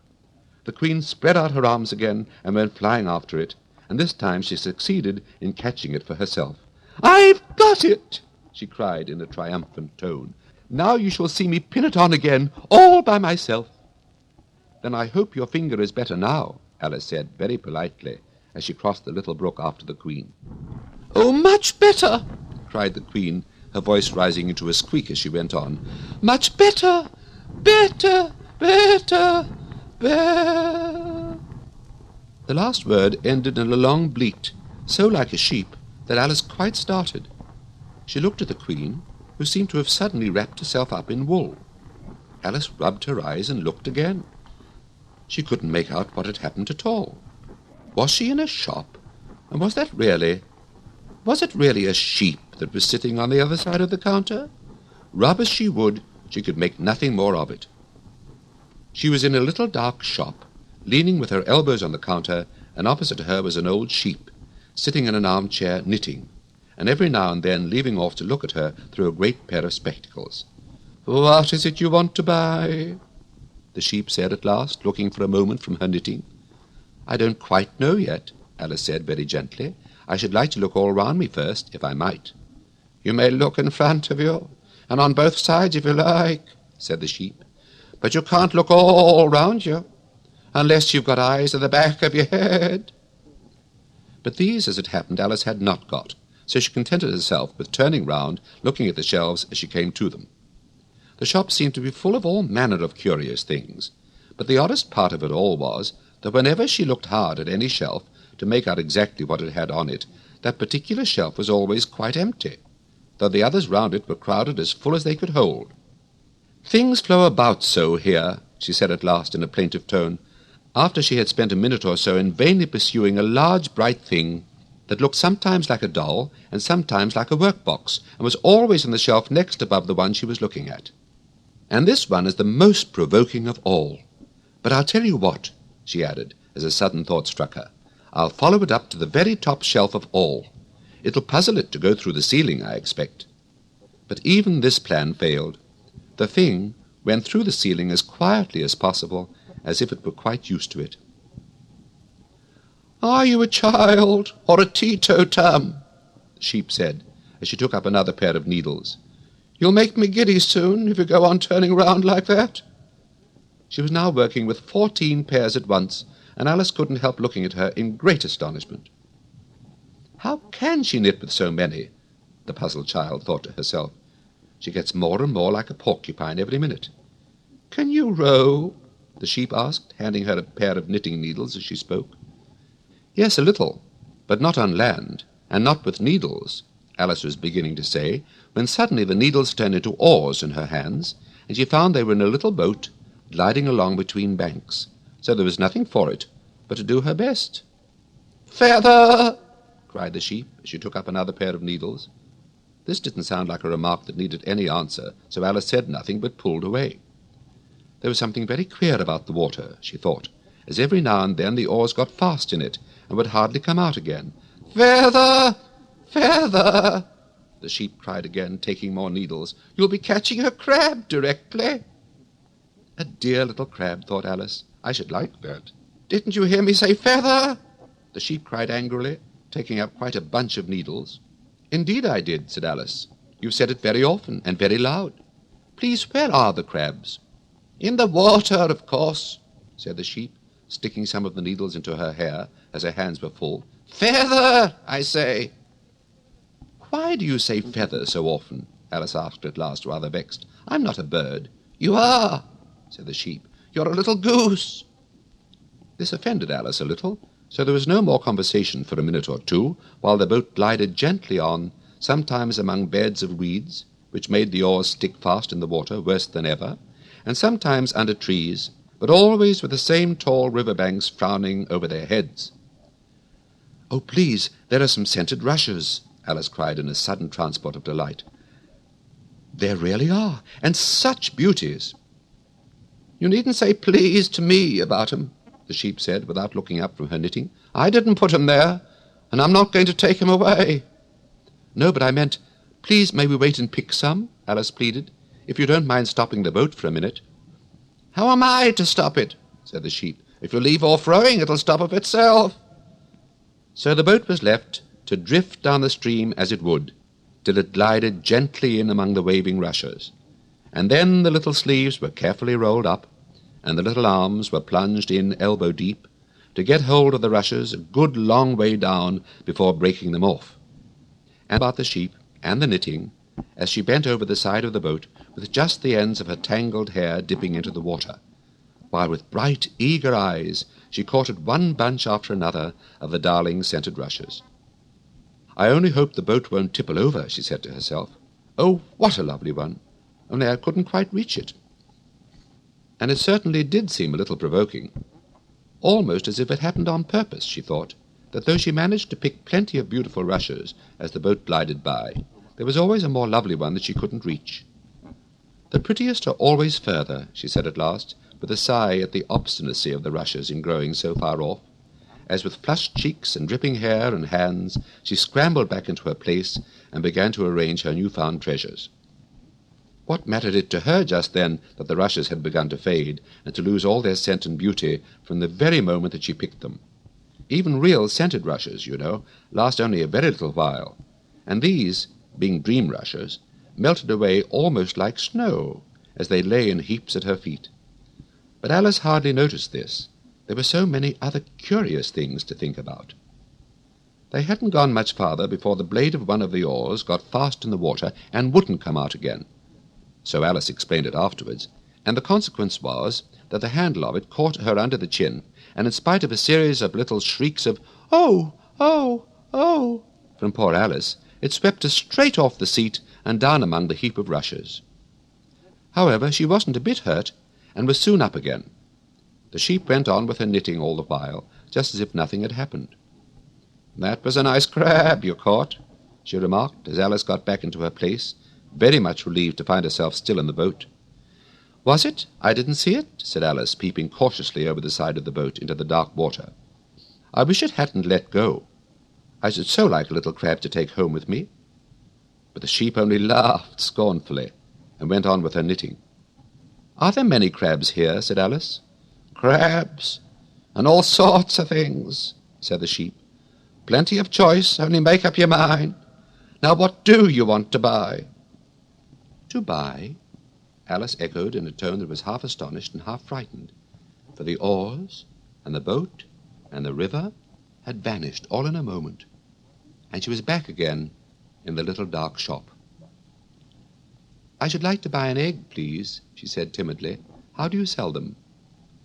"5 farthing for one, 2 for 2, the sheep replied.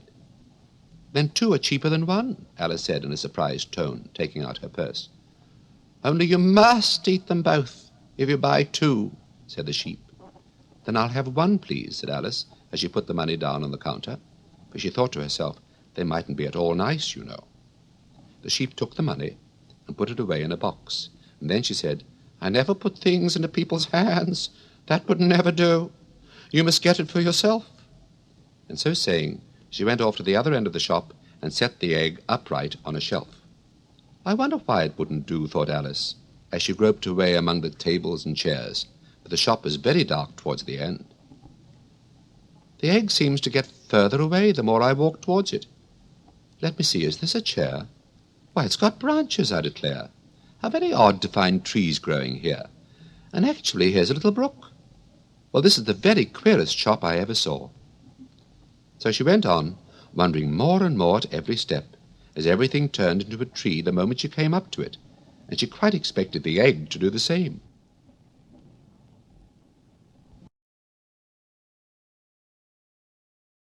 Chapter 6. Humpty Dumpty.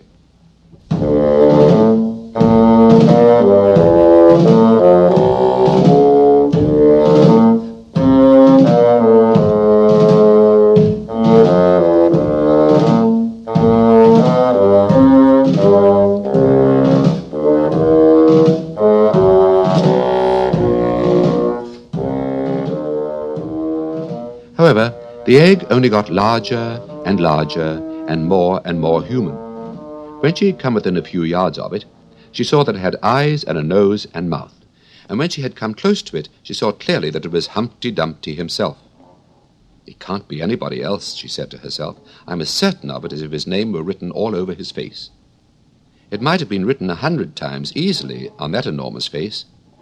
Humpty Dumpty was sitting with his legs crossed like a Turk on the top of a high wall, such a narrow one that Alice quite wondered how he could keep his balance.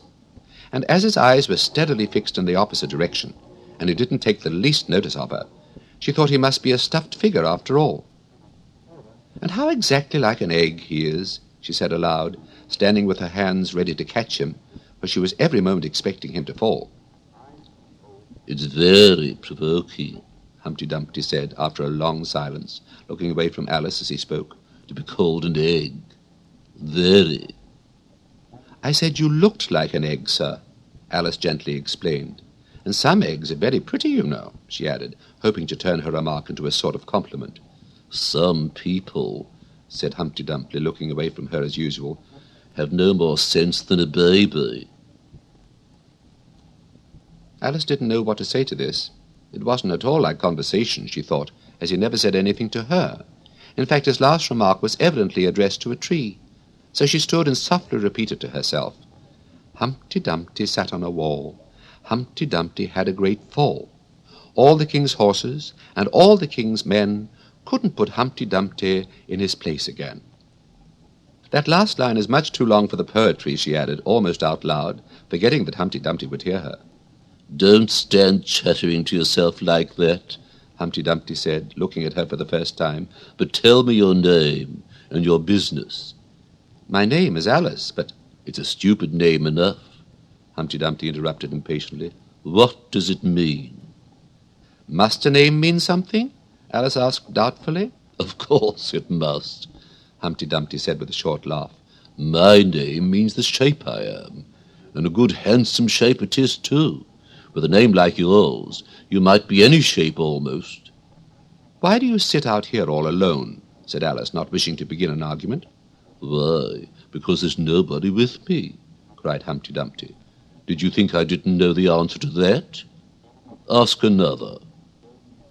Don't you think you'd be safer down on the ground? Alice went on, not with any idea of making another riddle, but simply in her good-natured anxiety for the queer creature. That wall is so very narrow.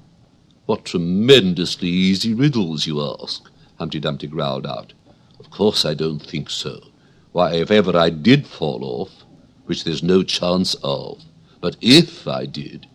Here he pursed up his lips and looked so solemn and grand that Alice could hardly help laughing. If I did fall, he went on, the king has promised me. Ah, you may turn pale, if you like.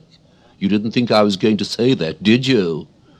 The king has promised me, with his very own mouth, to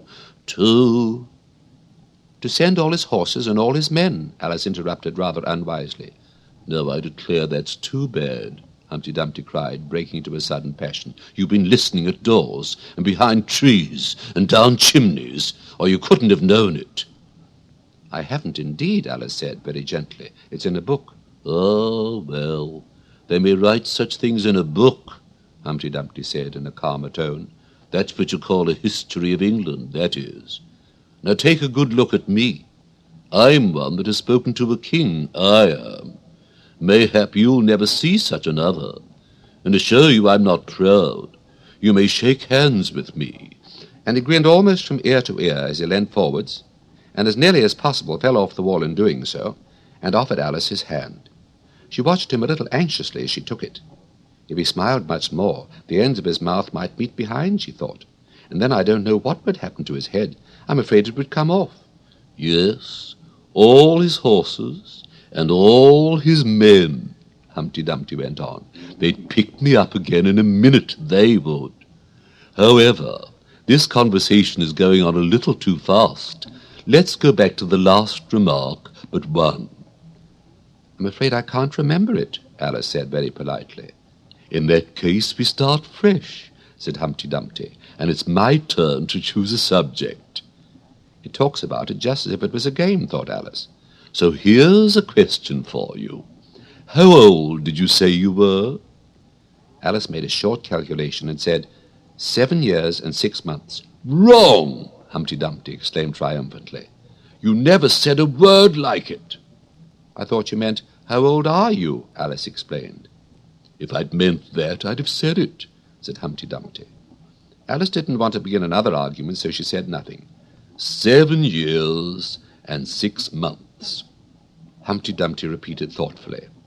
An uncomfortable sort of age. Now, if you'd asked my advice, I'd have said, leave off at 7. But it's too late now. I never ask advice about growing, Alice said indignantly. Too proud? The other inquired.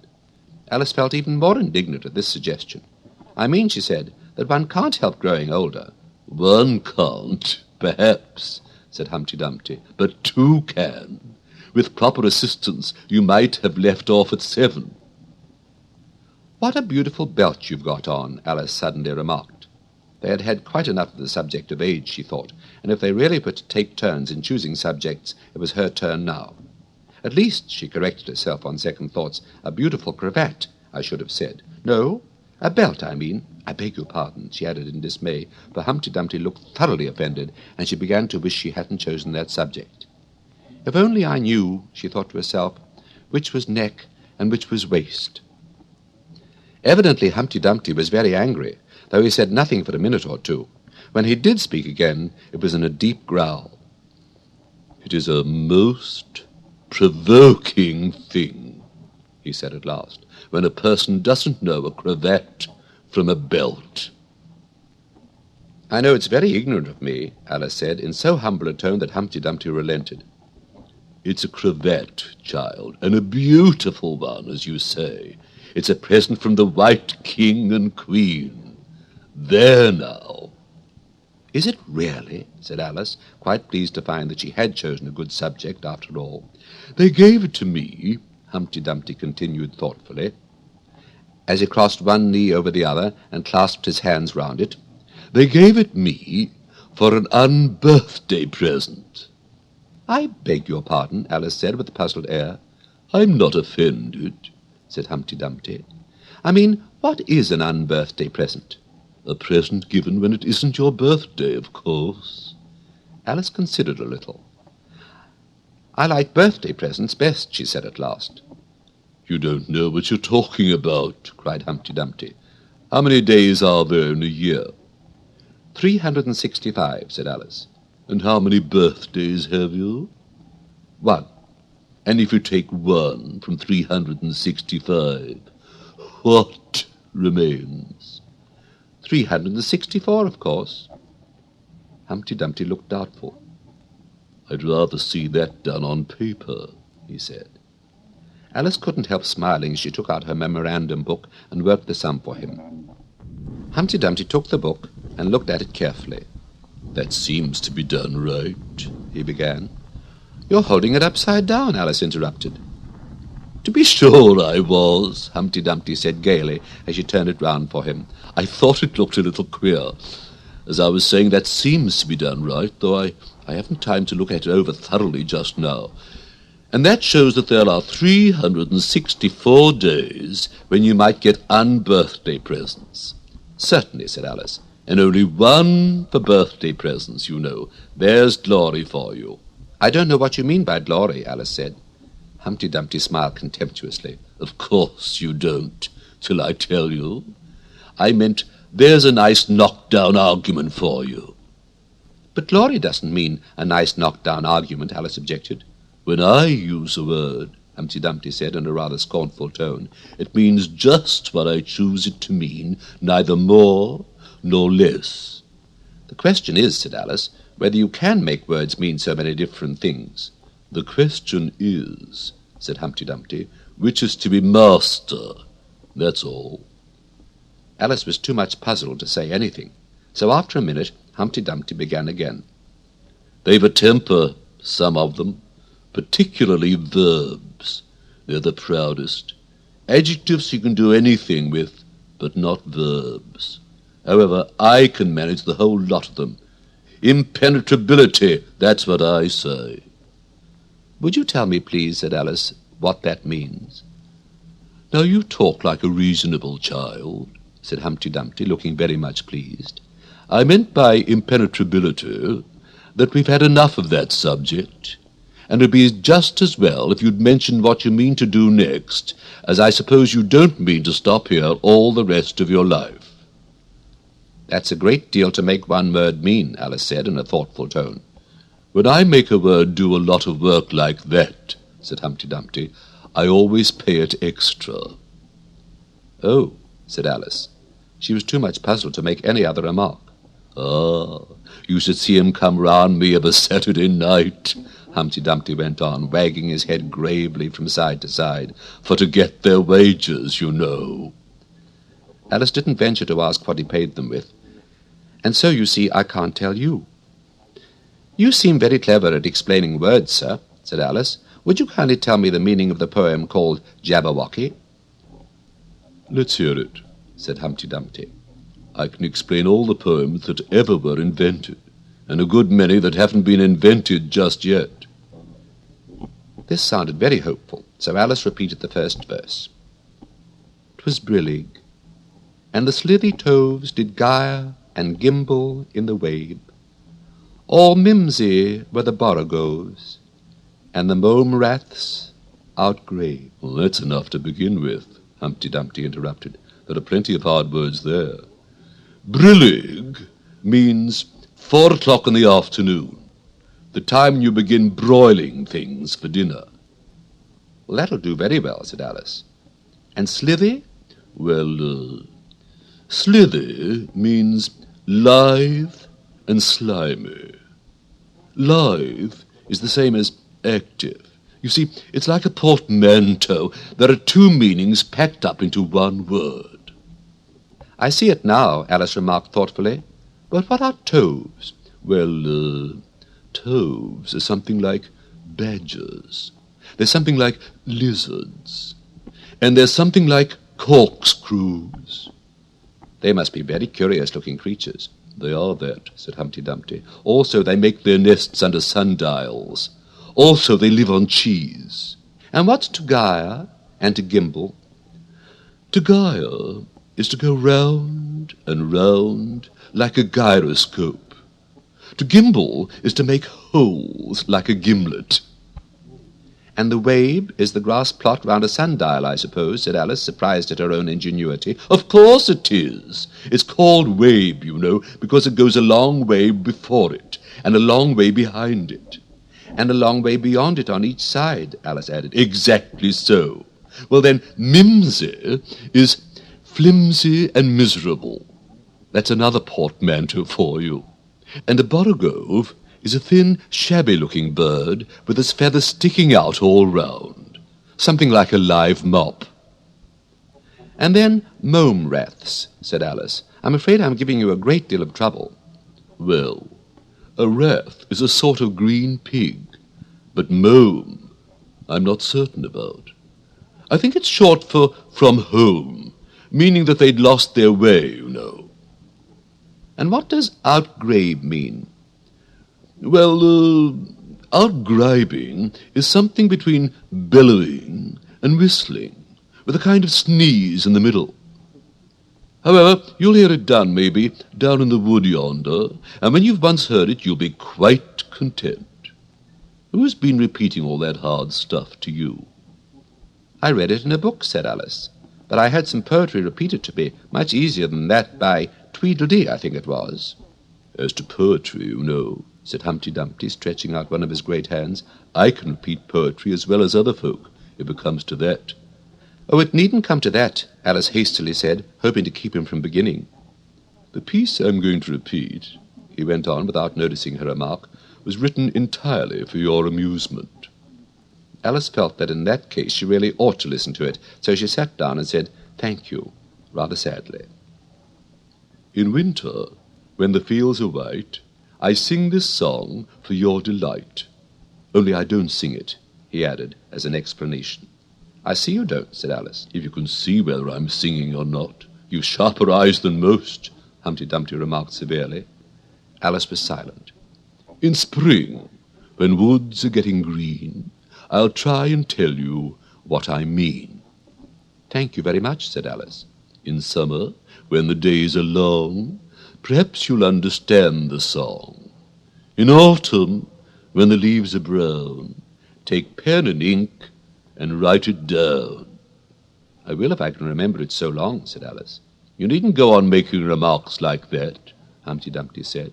They're not sensible and they put me out. I sent a message to the fish.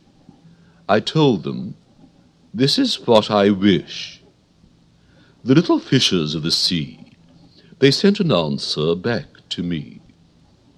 The little fish's answer was, we cannot do it, sir, because... I'm afraid I don't quite understand, said Alice. It gets easier further on, Humpty Dumpty replied. I sent to them again to say, it'll be better to obey. The fishes answered with a grin, "Why, what a temper you are in!" I told them once, I told them twice, they would not listen to advice. I took a kettle, large and new, fit for the deed I had to do. My heart went hop, my heart went thump. I filled the kettle at the pump. Then someone came to me and said, "The little fishes are in bed." I said to him, I said it plain, "Then you must wake them up again." I said it very loud and clear. I went and shouted in his ear. Humpty Dumpty raised his voice almost to a scream as he repeated this verse, and Alice thought with a shudder, I wouldn't have been the messenger for anything. But he was stiff and proud. He said, "You needn't shout so loud." And he was very proud and stiff. He said, "I'll go and wake them if—" I took a corkscrew from the shelf. I went to wake them up myself. And when I found the door was locked, I pulled and pushed and kicked and knocked. And when I found the door was shut, I tried to turn the handle, but... There was a long pause. "Is that all?" Alice timidly asked. "That's all," said Humpty Dumpty. "Goodbye." This was rather sudden, Alice thought, but after such a very strong hint that she ought to be going, she felt that it would hardly be civil to stay. So she got up and held out her hand. "Goodbye, till we'll meet again," she said as cheerfully as she could. "I shouldn't know you again if we did meet," Humpty Dumpty replied in a discontented tone, giving her one of his fingers to shake. "You're so exactly like other people." "The face is what one goes by generally," Alice remarked in a thoughtful tone. "That's just what I complain of," said Humpty Dumpty. "Your face is the same as everybody has. The two eyes, so," marking their places in the air with his thumb. "Nose in the middle, mouth under. It's always the same. Now, if you had the two eyes on the same side of the nose, for instance, or the mouth at the top, that would be some help." "It wouldn't look nice," Alice objected. But Humpty Dumpty only shut his eyes and said, "Wait till you've tried." Alice waited a minute to see if he would speak again, but as he never opened his eyes or took any further notice of her, she said, "Goodbye," once more, and getting no answer to this, she quietly walked away. But she couldn't help saying to herself as she went, "Of all the unsatisfactory—" She repeated this aloud, as it was a great comfort to have such a long word to say, "of all the unsatisfactory people I ever met." She never finished the sentence, for at this moment a heavy crash shook the forest from end to end.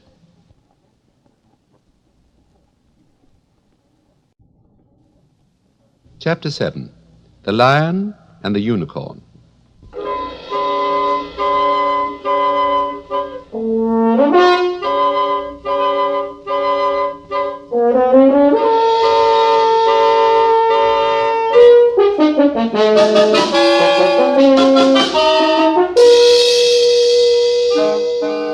The next moment, soldiers came running through the wood, at first in 2s and 3s, then 10 or 20 together, and at last in such crowds that they seemed to fill the whole forest. Alice got behind a tree for fear of being run over and watched them go by. She thought that in all her life she had never seen soldiers so uncertain on their feet.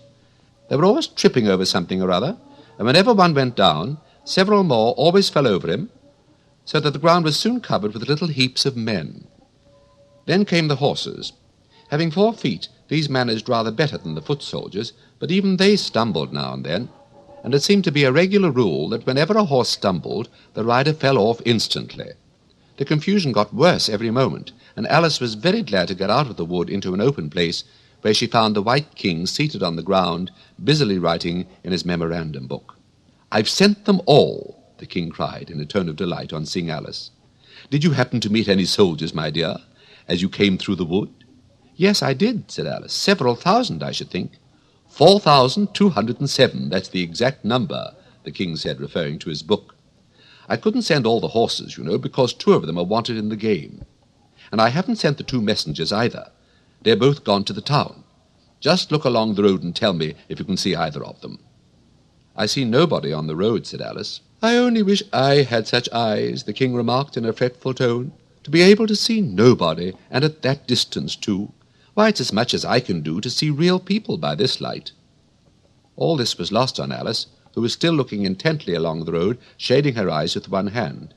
"I see somebody now," she exclaimed at last, "but he's coming very slowly. And what curious attitudes he goes into!" For the messenger kept skipping up and down and wriggling like an eel as he came along, with his great hands spread out like fans on each side. "Not at all," said the king. "He's an Anglo-Saxon messenger, and those are Anglo-Saxon attitudes. He only does them when he's happy. His name is Hare." He pronounced it so as to rhyme with mare. "I love my love with an H," Alice couldn't help beginning, "because he is happy. I hate him with an H because he is hideous. I fed him with ham sandwiches and hay. His name is Hare, and he lives on the hill," the king remarked simply, without the least idea that he was joining in the game, while Alice was still hesitating for the name of a town beginning with H. "The other messenger's called Hatter. I must have two, you know, to come and go. One to come and one to go." "I beg your pardon," said Alice.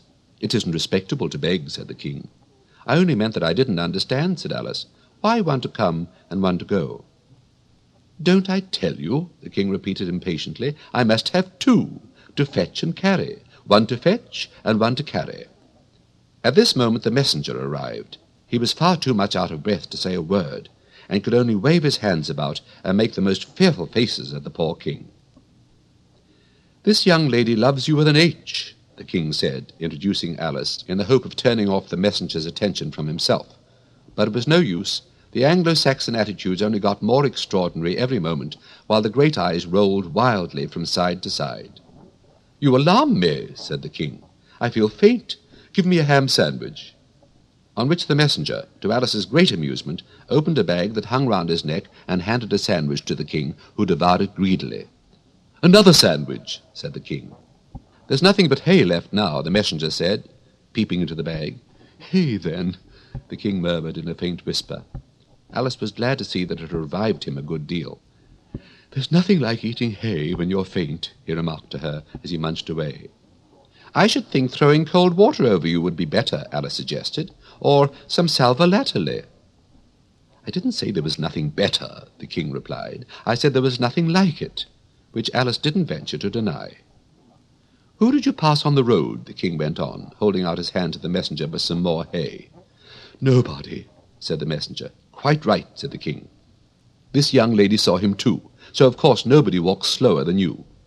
"I do my best," the messenger said in a sullen tone. "I'm sure nobody walks much faster than I do." "He can't do that," said the king, "or else he'd have been here first. However, now you've got your breath, you may tell us what's happened in the town."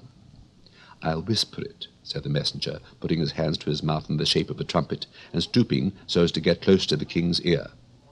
Alice was sorry for this, as she wanted to hear the news too. However, instead of whispering, he simply shouted at the top of his voice, "They're at it again!" "Do you call that a whisper?" cried the poor king, jumping up and shaking himself. "If you do such a thing again, I'll have you buttered." It went through and through my head like an earthquake. It would have to be a very tiny earthquake, thought Alice. Who were at it again, she ventured to ask. "Why, the lion and the unicorn, of course," said the king. "Fighting for the crown? Yes, to be sure," said the king. "And the best of the joke is that it's my crown all the while. Let's run and see them." And they trotted off, Alice repeating to herself as she ran the words of the old song. "The lion and the unicorn were fighting for the crown. The lion beat the unicorn all round the town. Some gave them white bread, some gave them brown. Some gave them plum cake and drummed them out of town." "Does the one that wins get the crown?" she asked as well as she could, for the run was putting her quite out of breath. "Dear me, no," said the king. "What an idea!" "Would you be good enough," Alice panted out after running a little further, "to stop a minute, just to get one's breath again?" "I'm good enough," the king said, "only I'm not strong enough. You see, a minute goes by so fearfully quick. You might as well try to stop a bandersnatch." Alice had no more breath for talking, so they trotted on in silence till they came in sight of a great crowd, in the middle of which the lion and unicorn were fighting. They were in such a cloud of dust that at first Alice could not make out which was which, but she soon managed to distinguish the unicorn by his horn. They placed themselves close to where Hatter, the other messenger, was standing watching the fight, with a cup of tea in one hand and a piece of bread and butter in the other. "He's only just out of prison, and he hadn't finished his tea when he was sent in," Haya whispered to Alice. "And they only give them oyster shells in there, so you see he's very hungry and thirsty. How are you, dear child?" he went on, putting his arm affectionately round Hatter's neck. Hatter looked round and nodded, and went on with his bread and butter. "Were you happy in prison, dear child?" said Haya. Hatter looked round once more, and this time a tear or two trickled down his cheek, but not a word would he say. "Speak, can't you?" Haya cried impatiently, but Hatter only munched away and drank some more tea. "Speak, won't you?" cried the king. "How are they getting on with the fight?" Hatter made a desperate effort and swallowed a large piece of bread and butter. "They're getting on very well," he said in a choking voice. "Each of them has been down about 87 times. "Then I suppose they'll soon bring the white bread and the brown," Alice ventured to remark. "It's waiting for him now," said Hatter. "This is a bit of it as I'm eating." There was a pause in the fight just then, and the lion and the unicorn sat down, panting, while the king called out, 10 minutes allowed for refreshments." Hare and Hatter set to work at once, carrying round trays of white and brown bread. Alice took a piece to taste, but it was very dry. "I don't think they'll fight any more today," the king said to Hatter. "Go and order the drums to begin." And Hatter went bounding away like a grasshopper. For a minute or two Alice stood silent, watching him. Suddenly she brightened up. "Look, look," she cried, pointing eagerly. "There's the White Queen running across the country. She came flying out of the wood over yonder. How fast those queens can run!" "There's some enemy after her, no doubt," the king said, without even looking round. "That wood's full of them." "But aren't you going to run and help her?" Alice asked, very much surprised at his taking it so quietly. No use," said the king. "She runs so fearfully quick. You might as well try to catch a bandersnatch. But I'll make a memorandum about her, if you like. She's a dear good creature," he repeated softly to himself as he opened his memorandum book. "Do you spell creature with a double E?" At this moment the unicorn sauntered by them with his hands in his pockets. "I had the best of it this time," he said to the king, just glancing at him as he passed. A little," the king replied, rather nervously. "You shouldn't have run him through with your horn, you know." "It didn't hurt him," the unicorn said carelessly, and he was going on when his eye happened to fall upon Alice. He turned round instantly and stood for some time looking at her with an air of the deepest disgust. "What is this?" he said at last. "This is a child," Haya replied eagerly, coming in front of Alice to introduce her, and spreading out both his hands towards her in an Anglo-Saxon attitude. "We only found it today. It's as large as life and twice as natural." "I always thought they were fabulous monsters," said the unicorn. "Is it alive?" "It can talk," said Hare solemnly. The unicorn looked dreamily at Alice and said, "Talk, child." Alice couldn't help her lips curling up into a smile as she began. "Do you know, I always thought unicorns were fabulous monsters too. I never saw one alive before." "Well, now that we have seen each other," said the unicorn, "if you'll believe in me, I'll believe in you. Is that a bargain?" "Yes, if you like," said Alice. "Come, fetch out the plum cake, old man," the unicorn went on, turning from her to the king. "None of your brown bread for me." Certainly, the king muttered, and beckoned to Hare. "Open the bag," he whispered. "Quick, not that one. That's full of hay." Hare took a large cake out of the bag and gave it to Alice to hold, while he got out a dish and carving knife. How they all came out of it, Alice couldn't guess. It was just like a conjuring trick, she thought. The lion had joined them while this was going on. He looked very tired and sleepy, and his eyes were half shut. "What's this?" he said, blinking lazily at Alice and speaking in a deep, hollow tone that sounded like the tolling of a great bell. "Ah, what is it now?" the unicorn cried eagerly. "You'll never guess. I couldn't." The lion looked at Alice wearily. "Are you animal, or vegetable, or mineral?" he said, yawning at every other word. "It's a fabulous monster," the unicorn cried out, before Alice could reply. "Then hand round the plum cake, monster," the lion said, lying down and putting his chin on his paws. "And sit down, both of you," to the king and the unicorn. "Fair play with the cake, you know." The king was evidently very uncomfortable at having to sit down between the two great creatures, but there was no other place for him. "What a fight we might have for the crown now," the unicorn said, looking slyly up at the crown, which the poor king was nearly shaking off his head, he trembled so much. "I should win easy," said the lion. "I'm not so sure of that," said the unicorn. "Why, I beat you all round the town, you chicken," the lion replied angrily, half getting up as he spoke. Here the king interrupted to prevent the quarrel going on. He was very nervous, and his voice quite quivered. "All round the town," he said. "That's a good long way. Did you go by the old bridge or the marketplace? You get the best view by the old bridge." "I'm sure I don't know," the lion growled out as he lay down again. "There was too much dust to see anything. What a time the monster is cutting up that cake." Alice had seated herself on the bank of a little brook, with a great dish on her knees, and was sawing away diligently with a knife. "It's very provoking," she said, in reply to the lion. She was getting quite used to being called the monster. "I've cut several slices already, but they always join on again." "You don't know how to manage looking-glass cakes," the unicorn remarked. "Hand it round first and cut it afterwards." This sounded nonsense, but Alice very obediently got up and carried the dish round, and the cake divided itself into 3 pieces as she did so. "Now, cut it up," said the lion, as she returned to her place with the empty dish. "I say, this isn't fair," cried the unicorn, as Alice sat with the knife in her hand, very much puzzled how to begin. "The monster has given the lion twice as much as me." "She kept none for herself anyhow," said the lion. "Do you like plum cake, monster?" But before Alice could answer him, the drums began. Where the noise came from she couldn't make out. The air seemed full of it, and it rang through and through her head till she felt quite deafened. She started to her feet and sprang across the little brook in her terror, and had just time to see the lion and the unicorn rise to their feet with angry looks at being interrupted in their feast, before she dropped to her knees and put her hands over her ears, vainly trying to shut out the dreadful uproar. If that doesn't drum them out of town, she thought to herself, nothing ever will.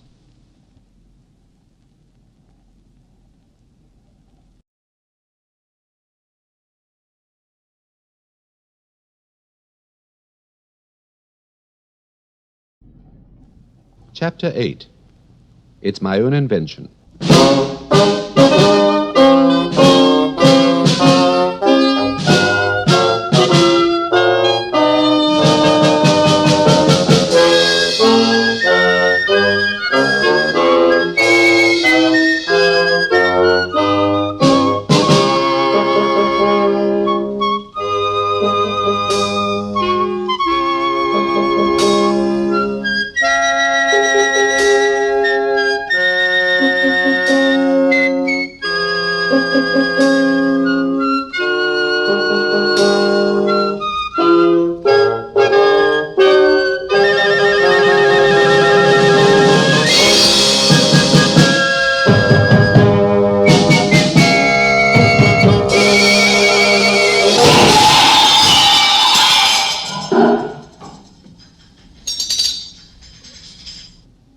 After a while, the noise seemed gradually to die away till all was dead silence, and Alice lifted up her head in some alarm.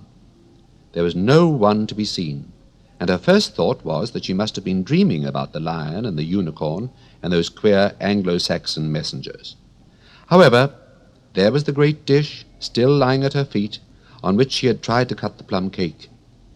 "So I wasn't dreaming after all," she said to herself, unless we're all part of the same dream. Only I do hope it's my dream, and not the Red King's. I don't like belonging to another person's dream," she went on, in a rather complaining tone. "I've a great mind to go and wake him, and see what happens." At this moment, her thoughts were interrupted by a loud shouting of, "Ahoy! Ahoy! Check!"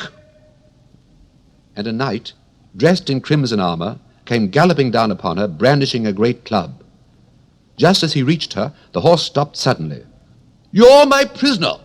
the knight cried as he tumbled off his horse. Startled as she was, Alice was more frightened for him than for herself at the moment. and watched him with some anxiety as he mounted again. As soon as he was comfortably in the saddle, he began once more, "You're my—" But another voice broke in, "Ahoy! Ahoy! Check!" And Alice looked round in some surprise for the new enemy. This time it was a white knight. He drew up at Alice's side and tumbled off his horse, just as the red knight had done. Then he got on again, and the two knights sat and looked at each other for some time without speaking. Alice looked from one to the other in some bewilderment. "She's my prisoner, you know," the red knight said at last. "Yes, but then I came and rescued her," the white knight replied.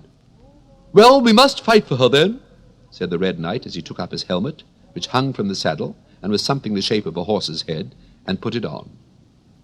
"You'll observe the rules of battle, of course," the white knight remarked, putting on his helmet too. "I always do," said the red knight, and they began banging away at each other with such fury that Alice got behind a tree to be out of the way of the blows. "I wonder now what the rules of battle are," she said to herself, as she watched the fight, timidly peeping out from her hiding place. One rule seems to be that if one knight hits the other, he knocks him off his horse, and if he misses, he tumbles off himself. And another rule seems to be that they hold their clubs with their arms as if they were Punch and Judy. What a noise they make when they tumble, just like a whole set of fire irons falling into the fender. And how quiet the horses are. They let them get on and off them just as if they were tables. Another rule of battle that Alice had not noticed seemed to be that they always fell on their heads, and the battle ended with their both falling off in this way side by side. When they got up again, they shook hands, and then the red knight mounted and galloped off. "Was a glorious victory, eh? Wasn't it?" said the white knight as he came up panting. "I don't know," Alice said doubtfully. "I don't want to be anybody's prisoner. I want to be a queen." "So you will, when you've crossed the next brook," said the white knight. "I'll see you safe to the end of the wood, and then I must go back, you know. That's the end of my move." "Thank you very much," said Alice. "May I help you off with your helmet?" It was evidently more than he could manage by himself. However, she managed to shake him out of it at last. "Now one can breathe more easily," said the knight, putting back his shaggy hair with both hands and turning his gentle face and large, mild eyes to Alice. She thought she had never seen such a strange-looking soldier in all her life. He was dressed in tin armour, which seemed to fit him very badly, and he had a queer-shaped little deal box fastened across his shoulders, upside down, and with the lid hanging open. Alice looked at it with great curiosity. "I see you're admiring my little box," the knight said in a friendly tone. "It's my own invention, to keep clothes and sandwiches in. You see, I carry it upside down, so that the rain can't get in." "But the things can get out," Alice gently remarked. "Do you know the lid's open?" "I didn't know it," the knight said, a shade of vexation passing over his face. "Then all the things must have fallen out, and the box is no use without 'em." He unfastened it as he spoke, and was just going to throw it into the bushes when a sudden thought seemed to strike him, and he hung it carefully on a tree. "Can you guess why I did that?" he said to Alice. Alice shook her head. "In hopes some bees may make a nest in it. Then I should get the honey." "But you've got a beehive, or something like one, fastened to the saddle," said Alice. "Yes, it's a very good beehive," the knight said in a discontented tone. "one of the best kind. But not a single bee has come near it yet. And the other thing is a mousetrap. I suppose the mice keep the bees out, or the bees keep the mice out. I don't know which." "I was wondering what the mousetrap was for," said Alice. "It isn't very likely there would be any mice on the horse's back." "Not very likely, perhaps," said the knight. "But if they do come, I don't choose to have them running all about. You see," he went on after a pause, "it's as well to be provided for everything. That's the reason the horse has all those anklets round his feet." "But what are they for?" Alice asked in a tone of great curiosity. "To guard against the bites of sharks," the knight replied. "It's an invention of my own. And now help me on. I'll go with you to the end of the wood. What's that dish for?" "It's meant for plum cake," said Alice. "Well, we'd better take it with us," the knight said. "It'll come in handy if we find any plum cake. Help me to get it into this bag." This took a long time to manage, though Alice held the bag open very carefully because the knight was so very awkward in putting in the dish. The first 2 or 3 times that he tried, he fell in himself instead. "It's rather a tight fit, you say," he said, as they got it in at last. "There are so many candlesticks in the bag." And he hung it to the saddle, which was already loaded with bunches of carrots and fire irons and many other things. "I hope you've got your hair well fastened on," he continued as they set off. "Only in the usual way," Alice said, smiling. "That's hardly enough," he said anxiously. "You see, the wind is so very strong here. It's as strong as soup." "Have you invented a plan for keeping the hair from being blown off?" Alice inquired. "Not yet," said the knight, "but I've got a plan for keeping it from falling off." "I should like to hear it very much." "First you take an upright stick," said the knight. "Then you make your hair creep up it like a fruit tree. Now the reason hair falls off is because it hangs down. Things never fall upwards, you know. It's a plan of my own invention. You may try it if you like." It didn't sound a comfortable plan, Alice thought, and for a few minutes she walked on in silence, puzzling over the idea, and every now and then stopping to help the poor knight, who certainly was not a good rider. Whenever the horse stopped, which it did very often, he fell off in front, and whenever it went on again, which it generally did rather suddenly, he fell off behind. Otherwise he kept on pretty well, except that he had a habit of now and then falling off sideways. And as he generally did this on the side in which Alice was walking, she soon found that it was the best plan not to walk quite close to the horse. "I'm afraid you've not had much practice in riding," she ventured to say, as she was helping him up from his 5th tumble. The knight looked very much surprised and a little offended at the remark. "What makes you say that?" he asked as he scrambled back into the saddle, keeping hold of Alice's hair with one hand to save himself from falling over on the other side. "Because people don't fall off quite so often when they've had much practice." "I've had plenty of practice," the knight said very gravely. "Plenty of practice." Alice could think of nothing better to say than, "Indeed," but she said it as heartily as she could. They went on a little way in silence after this, the knight with his eyes shut, muttering to himself, and Alice watching anxiously for the next tumble. "The great art of riding," the knight suddenly began in a loud voice, waving his right arm as he spoke, "is to keep—" Here the sentence ended as suddenly as it begun, as the knight fell heavily on the top of his head, exactly in the path where Alice was walking. She was quite frightened this time, and said in an anxious tone as she picked him up, "I hope no bones are broken." "None to speak of," the knight said, as if he didn't mind breaking 2 or 3 of them. "The great art of riding, as I was saying, is to keep your balance properly. Like this, you know." He let go the bridle and stretched out both his arms to show Alice what he meant, and this time he fell flat on his back right under the horse's feet. "Plenty of practice," he went on repeating, all the time that Alice was getting him on his feet again. "Plenty of practice." "It's too ridiculous," cried Alice, losing all her patience this time. "You ought to have a wooden horse on wheels, that you ought." "Does that kind go smoothly?" the knight asked in a tone of great interest, clasping his arms round the horse's neck as he spoke, just in time to save himself from tumbling off again. "Much more smoothly than a live horse," Alice said, with a little scream of laughter, in spite of all she could do to prevent it. "I'll get one," the knight said thoughtfully to himself. "1 or 2. Cyril." There was a short silence after this, and then the knight went on again. "I'm a great hand at inventing things. Now, I dare say you noticed, the last time you picked me up, that I was looking rather thoughtful." "You were a little grave," said Alice. "Well, just then, I was inventing a new way of getting over a gate. Would you like to hear it?" "Very much indeed," Alice said politely. "I'll tell you how I came to think of it," said the knight. "You see, I said to myself, the only difficulty is with the feet. The head is high enough already. Now, first I put my head on the top of the gate, then the head's high enough. Then I stand on my head. Then the feet are high enough, you see. Then I'm over. You see?" "Yes, I suppose you'd be over when that was done," Alice said thoughtfully, "but don't you think it would be rather hard?" "I haven't tried it yet," the knight said gravely, "so I can't tell for certain.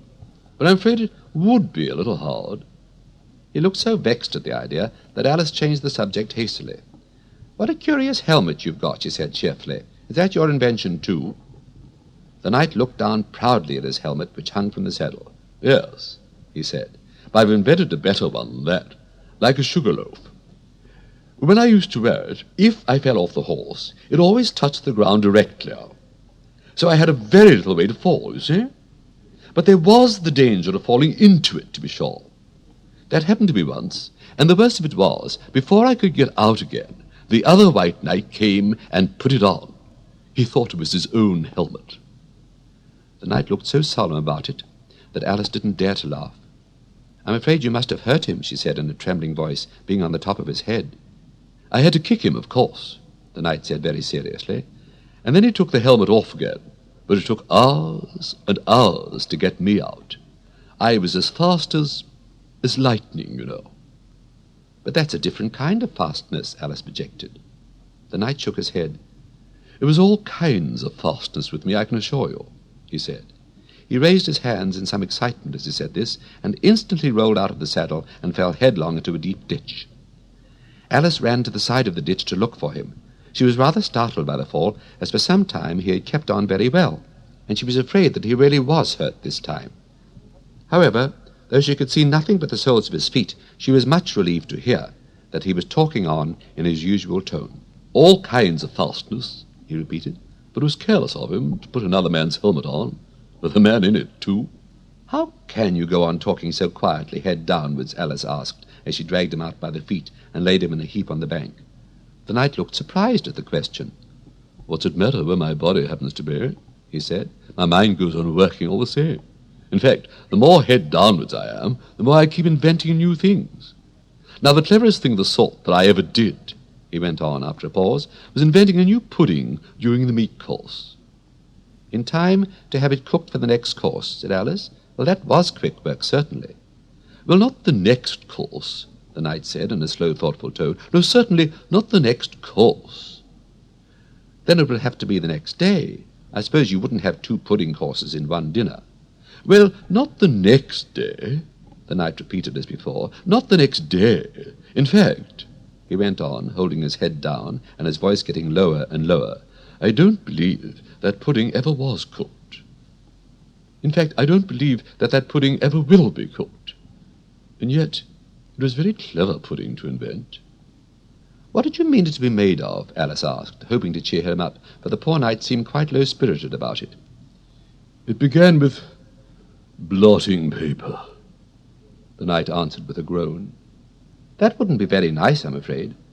"Not very nice alone," he interrupted quite eagerly, "but you've no idea what a difference it makes mixing it with other things, such as gunpowder and sealing wax. And here I must leave you." They had just come to the end of the wood. Alice could only look puzzled. She was thinking of the pudding. "You're sad," the knight said in an anxious tone. "Let me sing you a song to comfort you." "Is it very long?" Alice asked, for she had heard a good deal of poetry that day. "It's long," said the knight, "but it's very, very beautiful. Everybody that hears me sing it, either it brings tears into their eyes, or else—" "Or else what?" said Alice, for the knight had made a sudden pause. "Or else it doesn't, you know. The name of the song is called Haddock's Eyes." "Oh, that's the name of the song, is it?" Alice said, trying to feel interested. "No, you don't understand," the knight said, looking a little vexed. "That's what the name is called. The name really is The Aged, Aged Man." "Then I ought to have said, that's what the song is called," Alice corrected herself. "No, you oughtn't. That's quite another thing. The song is called Ways and Means, but that's only what it's called, you know." "Well, what is the song, then?" said Alice, who was by this time completely bewildered. "I was coming to that," the knight said. "The song really is Sitting on a Gate, and the tune's my own invention." So saying, he stopped his horse and let the reins fall on its neck. Then, slowly beating time with one hand, and with a faint smile lighting up his gentle, foolish face, as if he enjoyed the music of his song, he began. Of all the strange things that Alice saw in her journey through the looking-glass, this was the one that she always remembered most clearly. Years afterwards she could bring the whole scene back again, as if it had been only yesterday. The mild blue eyes and kindly smile of the knight, the setting sun gleaming through his hair, and shining on his armor in a blaze of light that quite dazzled her, the horse quietly moving about, with the reins hanging loose on his neck, cropping the grass at her feet, and the black shadows of the forest behind. All this she took in like a picture, as with one hand shading her eyes, she leant against a tree, watching the strange pair, and listening in a half-dream to the melancholy music of the song. But the tune isn't his own invention, she said to herself. It's, I give thee all, I can no more. She stood and listened very attentively, but no tears came into her eyes. I'll tell thee everything I can, there's little to relate. I saw an aged man, a-sitting on a gate. Who are you, aged man, I said, and how is it you live? And his answer trickled through my head like water through a sieve. He said, I look for butterflies that sleep among the wheat. I make them into mutton pies and sell them in the street.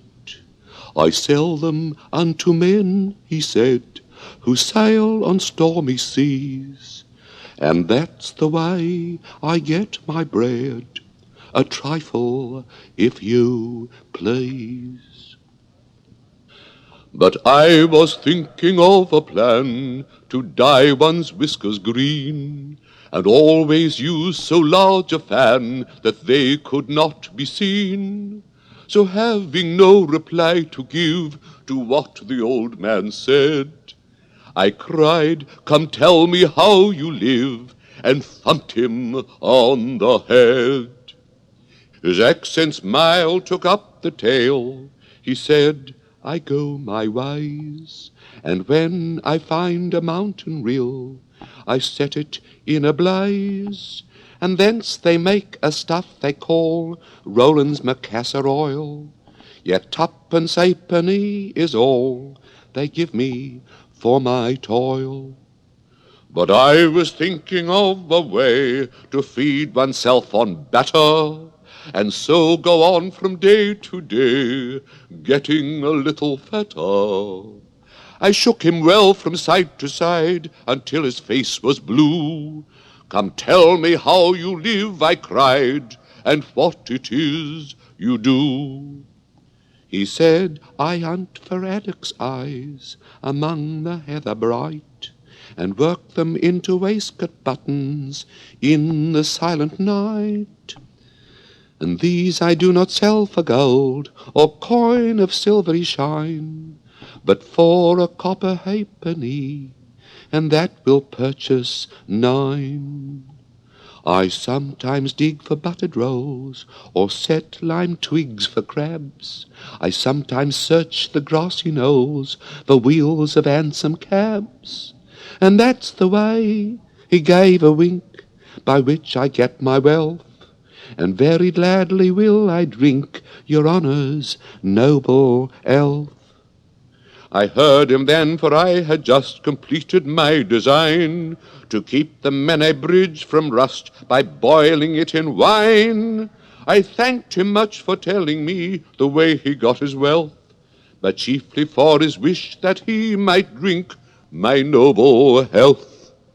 And now if e'er by chance I put my fingers into glue, or madly squeeze a right-hand foot into a left-hand shoe, or if I drop upon my toe a very heavy weight, I weep, for it reminds me so of that old man I used to know, whose look was mild, whose speech was slow, whose hair was whiter than the snow, whose face was very like a crow, with eyes like cinders all aglow, who seemed distracted with his woe, who rocked his body to and fro, and muttered mumblingly and low, as if his mouth were full of dough, who snorted like a buffalo that summer evening long ago, a-sitting on a gate. As the knight sang the last words of the ballad, he gathered up the reins and turned his horse's head along the road by which they had come. "You've only a few yards to go," he said, "down the hill and over that little brook, and then you'll be a queen. But you'll stay and see me off first," he added, as Alice turned with an eager look in the direction to which he pointed. "I shan't be long.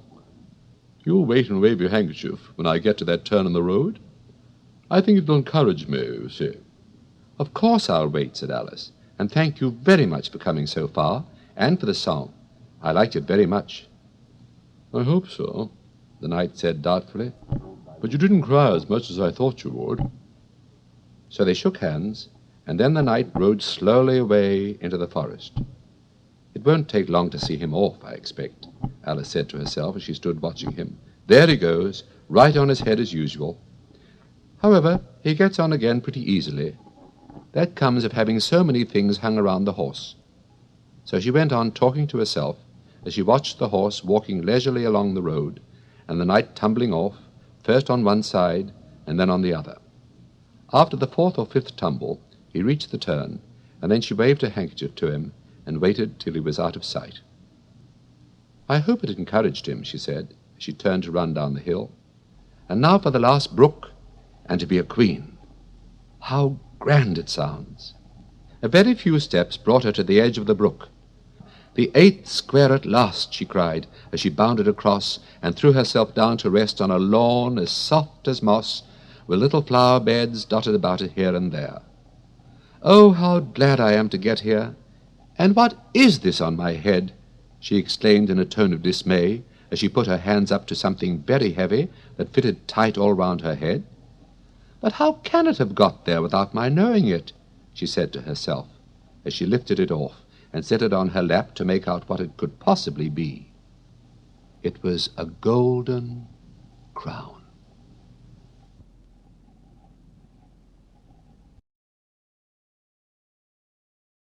Chapter 9. Queen Alice.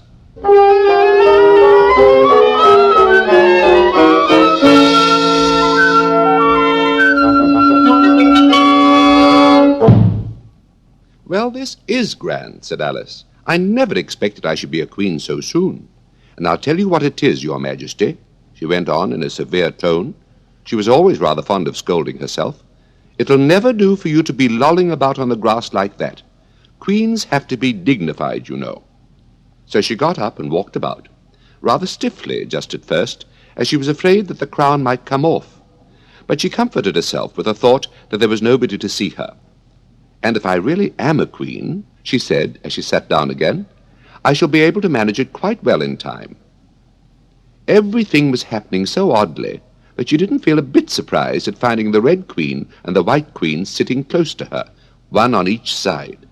She would have liked very much to ask them how they came there, but she feared it would not be quite civil. However, there would be no harm, she thought, in asking if the game was over. "Please, would you tell me," she began, looking timidly at the Red Queen. "Speak when you're spoken to," the Queen sharply interrupted her.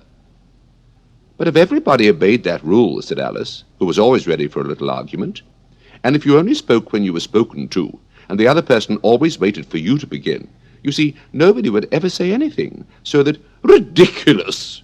cried the Queen. "Why, don't you see, child?" Here she broke off with a frown, and after thinking for a minute, suddenly changed the subject of the conversation.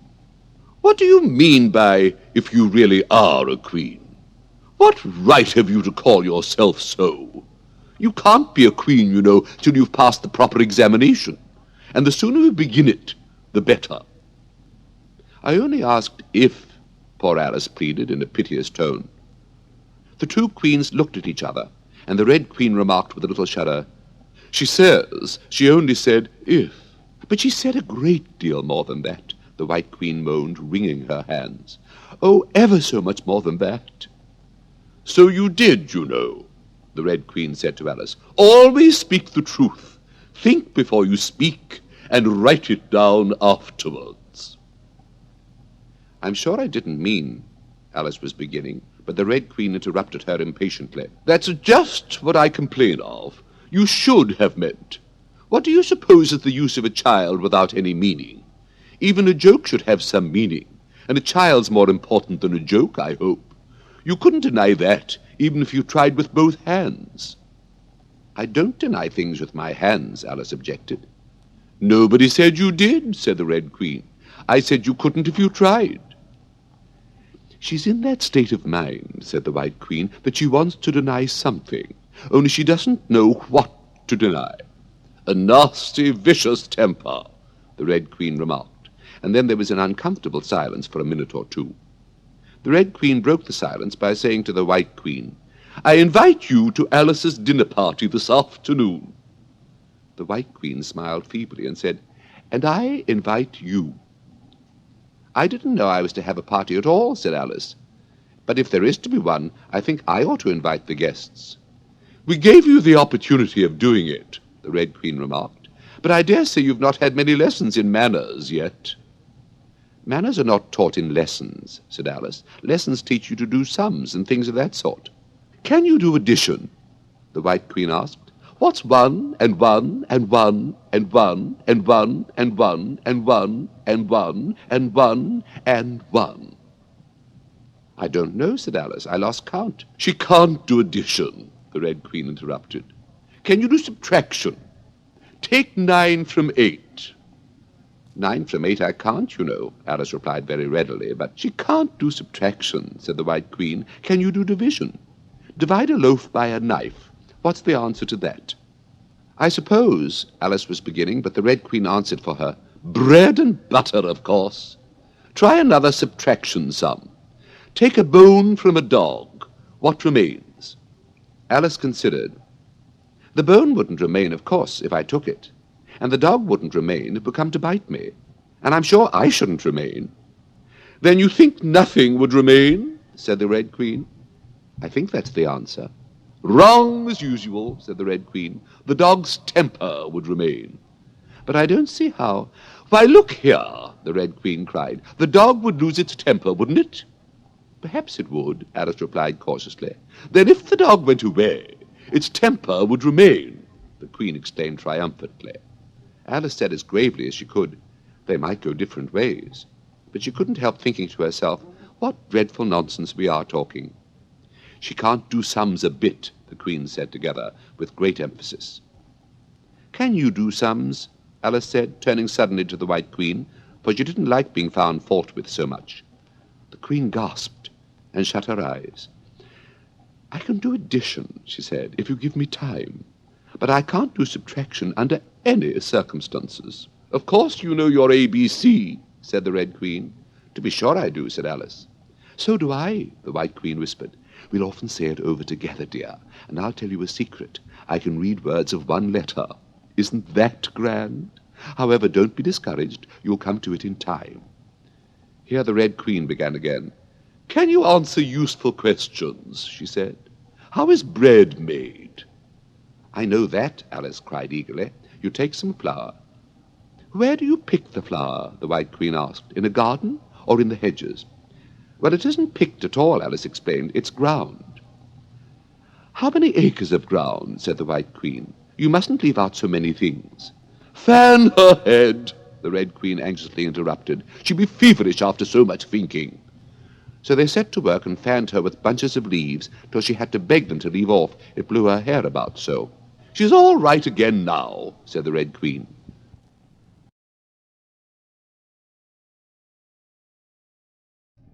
"Do you know languages? What's the French for fiddle-de-dee?" "Fiddle-de-dee's not English," Alice replied gravely. "Whoever said it was?" said the Red Queen. Alice thought she saw a way out of the difficulty this time. "If you'll tell me what language fiddle-de-dee is, I'll tell you the French for it," she exclaimed triumphantly. But the Red Queen drew herself up rather stiffly and said, "Queens never make bargains." "I wish queens never asked questions," Alice thought to herself. "Don't let us quarrel," the White Queen said in an anxious tone. "What is the cause of lightning?" "The cause of lightning," Alice said very decidedly, for she felt quite certain about this, "is the thunder." No, she hastily corrected herself. "I meant the other way." "It's too late to correct it," said the Red Queen. "When you've once said a thing, that fixes it, and you must take the consequences." "Which reminds me," the White Queen said, looking down and nervously clasping and unclasping her hands. "We had such a thunderstorm last Tuesday. I mean, one of the last set of Tuesdays, you know." Alice was puzzled. "In our country," she remarked, "there's only one day at a time." The Red Queen said, "That's a poor, thin way of doing things. Now here, we mostly have days and nights, 2 or 3 at a time. And sometimes in the winter, we take as many as 5 nights together. For warmth, you know." "Are 5 nights warmer than 1 night, then?" Alice ventured to ask. 5 times as warm, of course." "But they should be 5 times as cold by the same rule," cried the Red Queen. 5 times as warm and 5 times as cold, just as I'm 5 times as rich as you are and 5 times as clever." Alice sighed and gave it up. It's exactly like a riddle with no answer, she thought. "Humpty Dumpty saw it too," the White Queen went on in a low voice, more as if she were talking to herself. "He came to the door with a corkscrew in his hand." "What did he want?" said the Red Queen. "He said he would come in," the White Queen went on, "because he was looking for a hippopotamus. Now, as it happened, there wasn't such a thing in the house that morning." "Is there generally?" Alice asked in an astonished tone. "Well, only on Thursdays," said the Queen. "I know what he came for," said Alice. "He wanted to punish the fish, because—" Here the White Queen began again. "It was such a thunderstorm, you can't think." "She never could, you know," said the Red Queen. "And part of the roof came off, and ever so much thunder got in, and it went rolling round the room in great lumps, and knocking over the tables and things till I was so frightened I couldn't remember my own name." Alice thought to herself, "I never should try to remember my name in the middle of an accident. Where would be the use of it?" But she didn't say this aloud for fear of hurting the poor Queen's feelings. "Your Majesty must excuse her," the Red Queen said to Alice, taking one of the White Queen's hands in her own and gently stroking it. "She means well, but she can't help saying foolish things as a general rule." The White Queen looked timidly at Alice, who felt she ought to say something kind, but really couldn't think of anything at the moment. "She never was really well brought up," the Red Queen went on, "but it's amazing how good-tempered she is. Pat her on the head and see how pleased she'll be." But this was more than Alice had courage to do. A little kindness and putting her hair in papers would do wonders with her. The White Queen gave a deep sigh and laid her head on Alice's shoulder. "I am so sleepy," she moaned. "She's tired, poor thing," said the Red Queen. "Smooth her hair, lend her your nightcap, and sing her a soothing lullaby." "I haven't got a nightcap with me," said Alice, as she tried to obey the first direction, "and I don't know any soothing lullabies." "I must do it myself, then," said the Red Queen, and she began. "Hush, my lady, in Alice's lap, till the feast's ready, we've time for a nap. When the feast's over, we'll go to the ball, Red Queen and White Queen and Alice and all." "And now you know the words," she added, as she put her head down on Alice's other shoulder. "Just sing it through to me.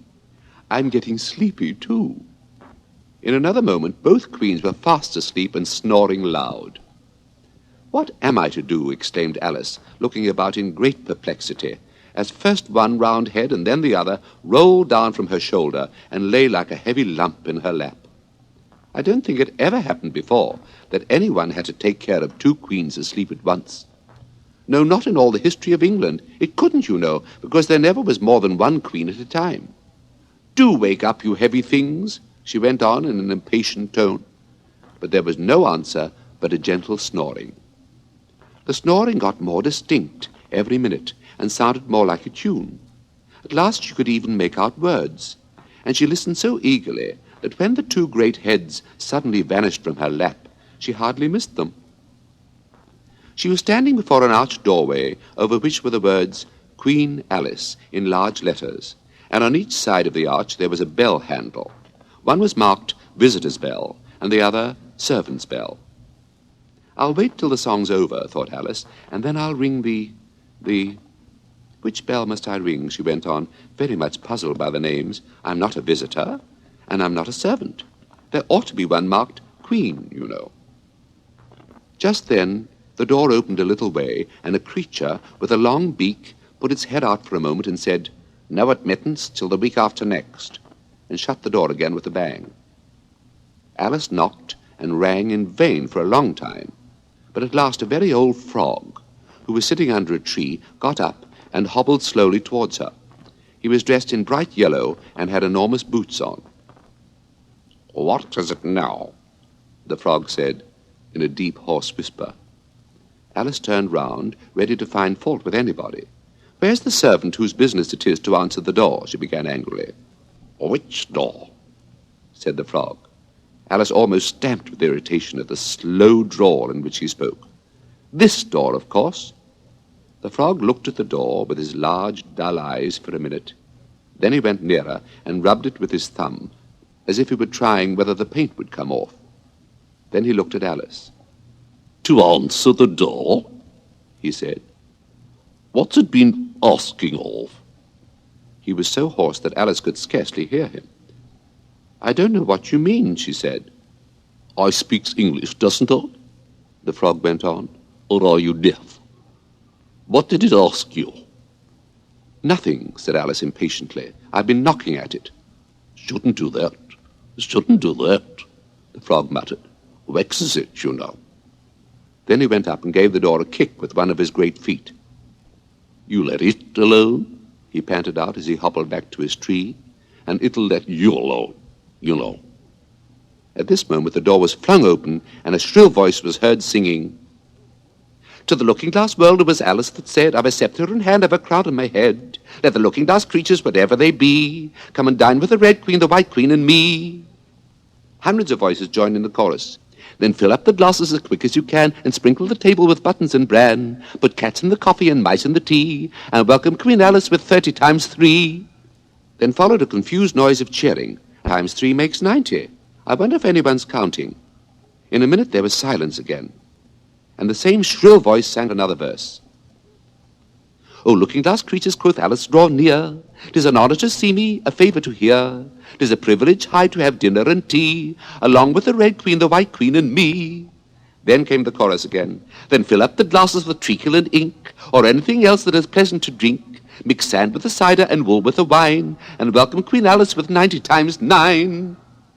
90 times 9, Alice repeated in despair. "Oh, that'll never be done. I better go in at once." And in she went, and there was a dead silence the moment she appeared.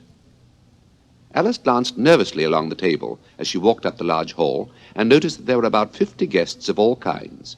Some were animals, some birds, and there were even a few flowers among them. "I'm glad they've come without waiting to be asked," she thought. "I should never have known who were the right people to invite." There were 3 chairs at the head of the table. The Red and White Queens had already taken 2 of them, but the middle one was empty. Alice sat down in it, rather uncomfortable at the silence, and longing for someone to speak. At last the Red Queen began. "You've missed the soup and fish," she said. "Put on the joint." And the waiters set a leg of mutton before Alice, who looked at it rather anxiously, as she had never had to carve a joint before. "You look a little shy. Let me introduce you to that leg of mutton," said the Red Queen. "Alice, mutton. Mutton, Alice." The leg of mutton got up in the dish and made a little bow to Alice, and Alice returned the bow, not knowing whether to be frightened or amused. "May I give you a slice?" she said, taking up the knife and fork and looking from one queen to the other. "Certainly not," the Red Queen said very decidedly. "It isn't etiquette to cut anyone you've been introduced to. Remove the joint." And the waiters carried it off and brought a large plum pudding in its place. "I won't be introduced to the pudding, please," Alice said rather hastily, "or we shall get no dinner at all. May I give you some?" But the Red Queen looked sulky and growled, "Pudding? Alice, Alice, pudding. Remove the pudding." And the waiters took it away so quickly that Alice couldn't return its bow. However, she didn't see why the Red Queen should be the only one to give orders, so as an experiment she called out, "Waiter, bring back the pudding." And there it was again in a moment, like a conjuring trick. It was so large that she couldn't help feeling a little shy with it, as she had been with the mutton. However, she conquered her shyness by a great effort, and cut a slice and handed it to the Red Queen. "What impertinence," said the pudding. "I wonder how you'd like it if I were to cut a slice out of you, you creature." It spoke in a thick, suety sort of voice, and Alice hadn't a word to say in reply. She could only sit and look at it and gasp. Make a remark, said the Red Queen. It's ridiculous to leave all the conversation to the pudding.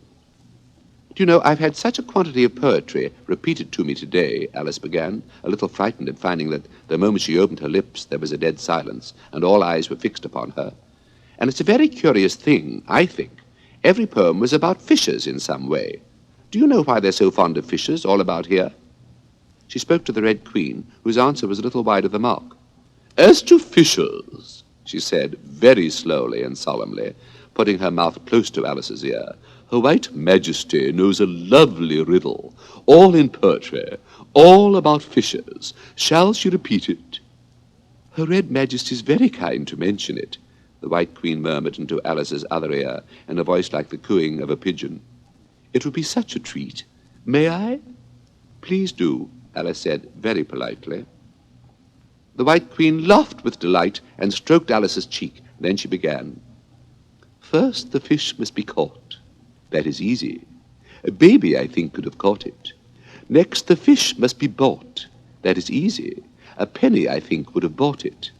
Now cook me the fish. That is easy. It will not take more than a minute. Let it lie in a dish. That is easy, because it already is in it. Bring it here. Let me sup. It is easy to set such a dish on the table. Take the dish cover up. Ah, that is so hard that I fear I'm unable. For it holds it like glue. Holds the lid to the dish while it lies in the middle. Which is easiest to do? Undish cover the fish or dish cover the riddle? Take a minute to think about it and then guess, said the Red Queen. Meanwhile, we'll drink your health. Queen Alice's health! She screamed at the top of her voice, and all the guests began drinking it directly, and very queerly they managed it. Some of them put their glasses upon their heads like extinguishers, and drank all that trickled down their faces. Others upset the decanters and drank the wine as it ran off the edges of the table. And 3 of them, who looked like kangaroos, scrambled into the dish of roast mutton and began eagerly lapping up the gravy, just like pigs in a trough, thought Alice. You ought to return thanks in a neat speech, the Red Queen said, frowning at Alice as she spoke. We must support you, you know, the White Queen whispered as Alice got up to do it, very obediently but a little frightened. Thank you very much, she whispered in reply, but I can do quite well without. That wouldn't be at all the thing, the Red Queen said very decidedly. So Alice tried to submit to it with a good grace. And they did push so, she said afterwards, when she was telling her sister the history of the feast. You would have thought they wanted to squeeze me flat. In fact, it was rather difficult for her to keep in her place while she made her speech. The 2 queens cried that they nearly lifted her up into the air. I rise to return thanks, Alice began, and she really did rise as she spoke, several inches, but she got hold of the edge of the table and managed to pull herself down again. Take care of yourself, screamed the White Queen, seizing Alice's hair with both her hands. Something's going to happen. And then, as Alice afterwards described it, all sorts of things happened in a moment. The candles all grew up to the ceiling, looking something like a bed of rushes with fireworks at the top. As to the bottles, they each took a pair of plates, which they hastily fitted on as wings, and so, with forks for legs, went fluttering about in all directions. And very like birds they look, Alice thought to herself, as well as she could in the dreadful confusion that was beginning. At this moment she heard a hoarse laugh at her side, and turned to see what was the matter with the White Queen. But instead of the Queen, there was the leg of mutton sitting in the chair. Here I am, cried a voice from the soup tureen, and Alice turned again just in time to see the Queen's broad, good-natured face grinning at her for a moment over the edge of the tureen before she disappeared into the soup. There was not a moment to be lost. Already several of the guests were lying down in the dishes, and the soup ladle was walking up the table towards Alice's chair and beckoning to her impatiently to get out of its way. I can't stand this any longer, she cried as she jumped up and seized the tablecloth with both hands. One good pull, and plates, dishes, guests, and candles came crashing down together in a heap on the floor. And as for you, she went on, turning fiercely upon the Red Queen, whom she considered as the cause of all the mischief. But the Queen was no longer at her side. She had suddenly dwindled down to the size of a little doll, and was now on the table, merrily running round and round after her own shawl, which was trailing behind her. At any other time, Alice would have felt surprised at this, but she was far too much excited to be surprised at anything now. As for you, she repeated, catching hold of the little creature in the very act of jumping over a bottle which had just lighted upon the table, I'll shake you into a kitten, that I will. Chapter 10. Shaking.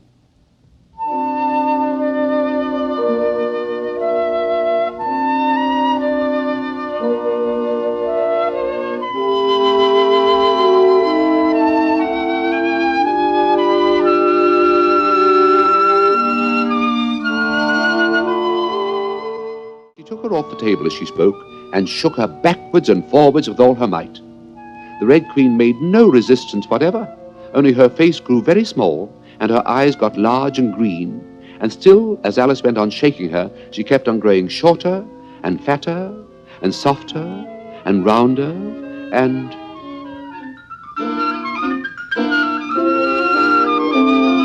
Chapter 11. Waking. And it really was a kitten after all.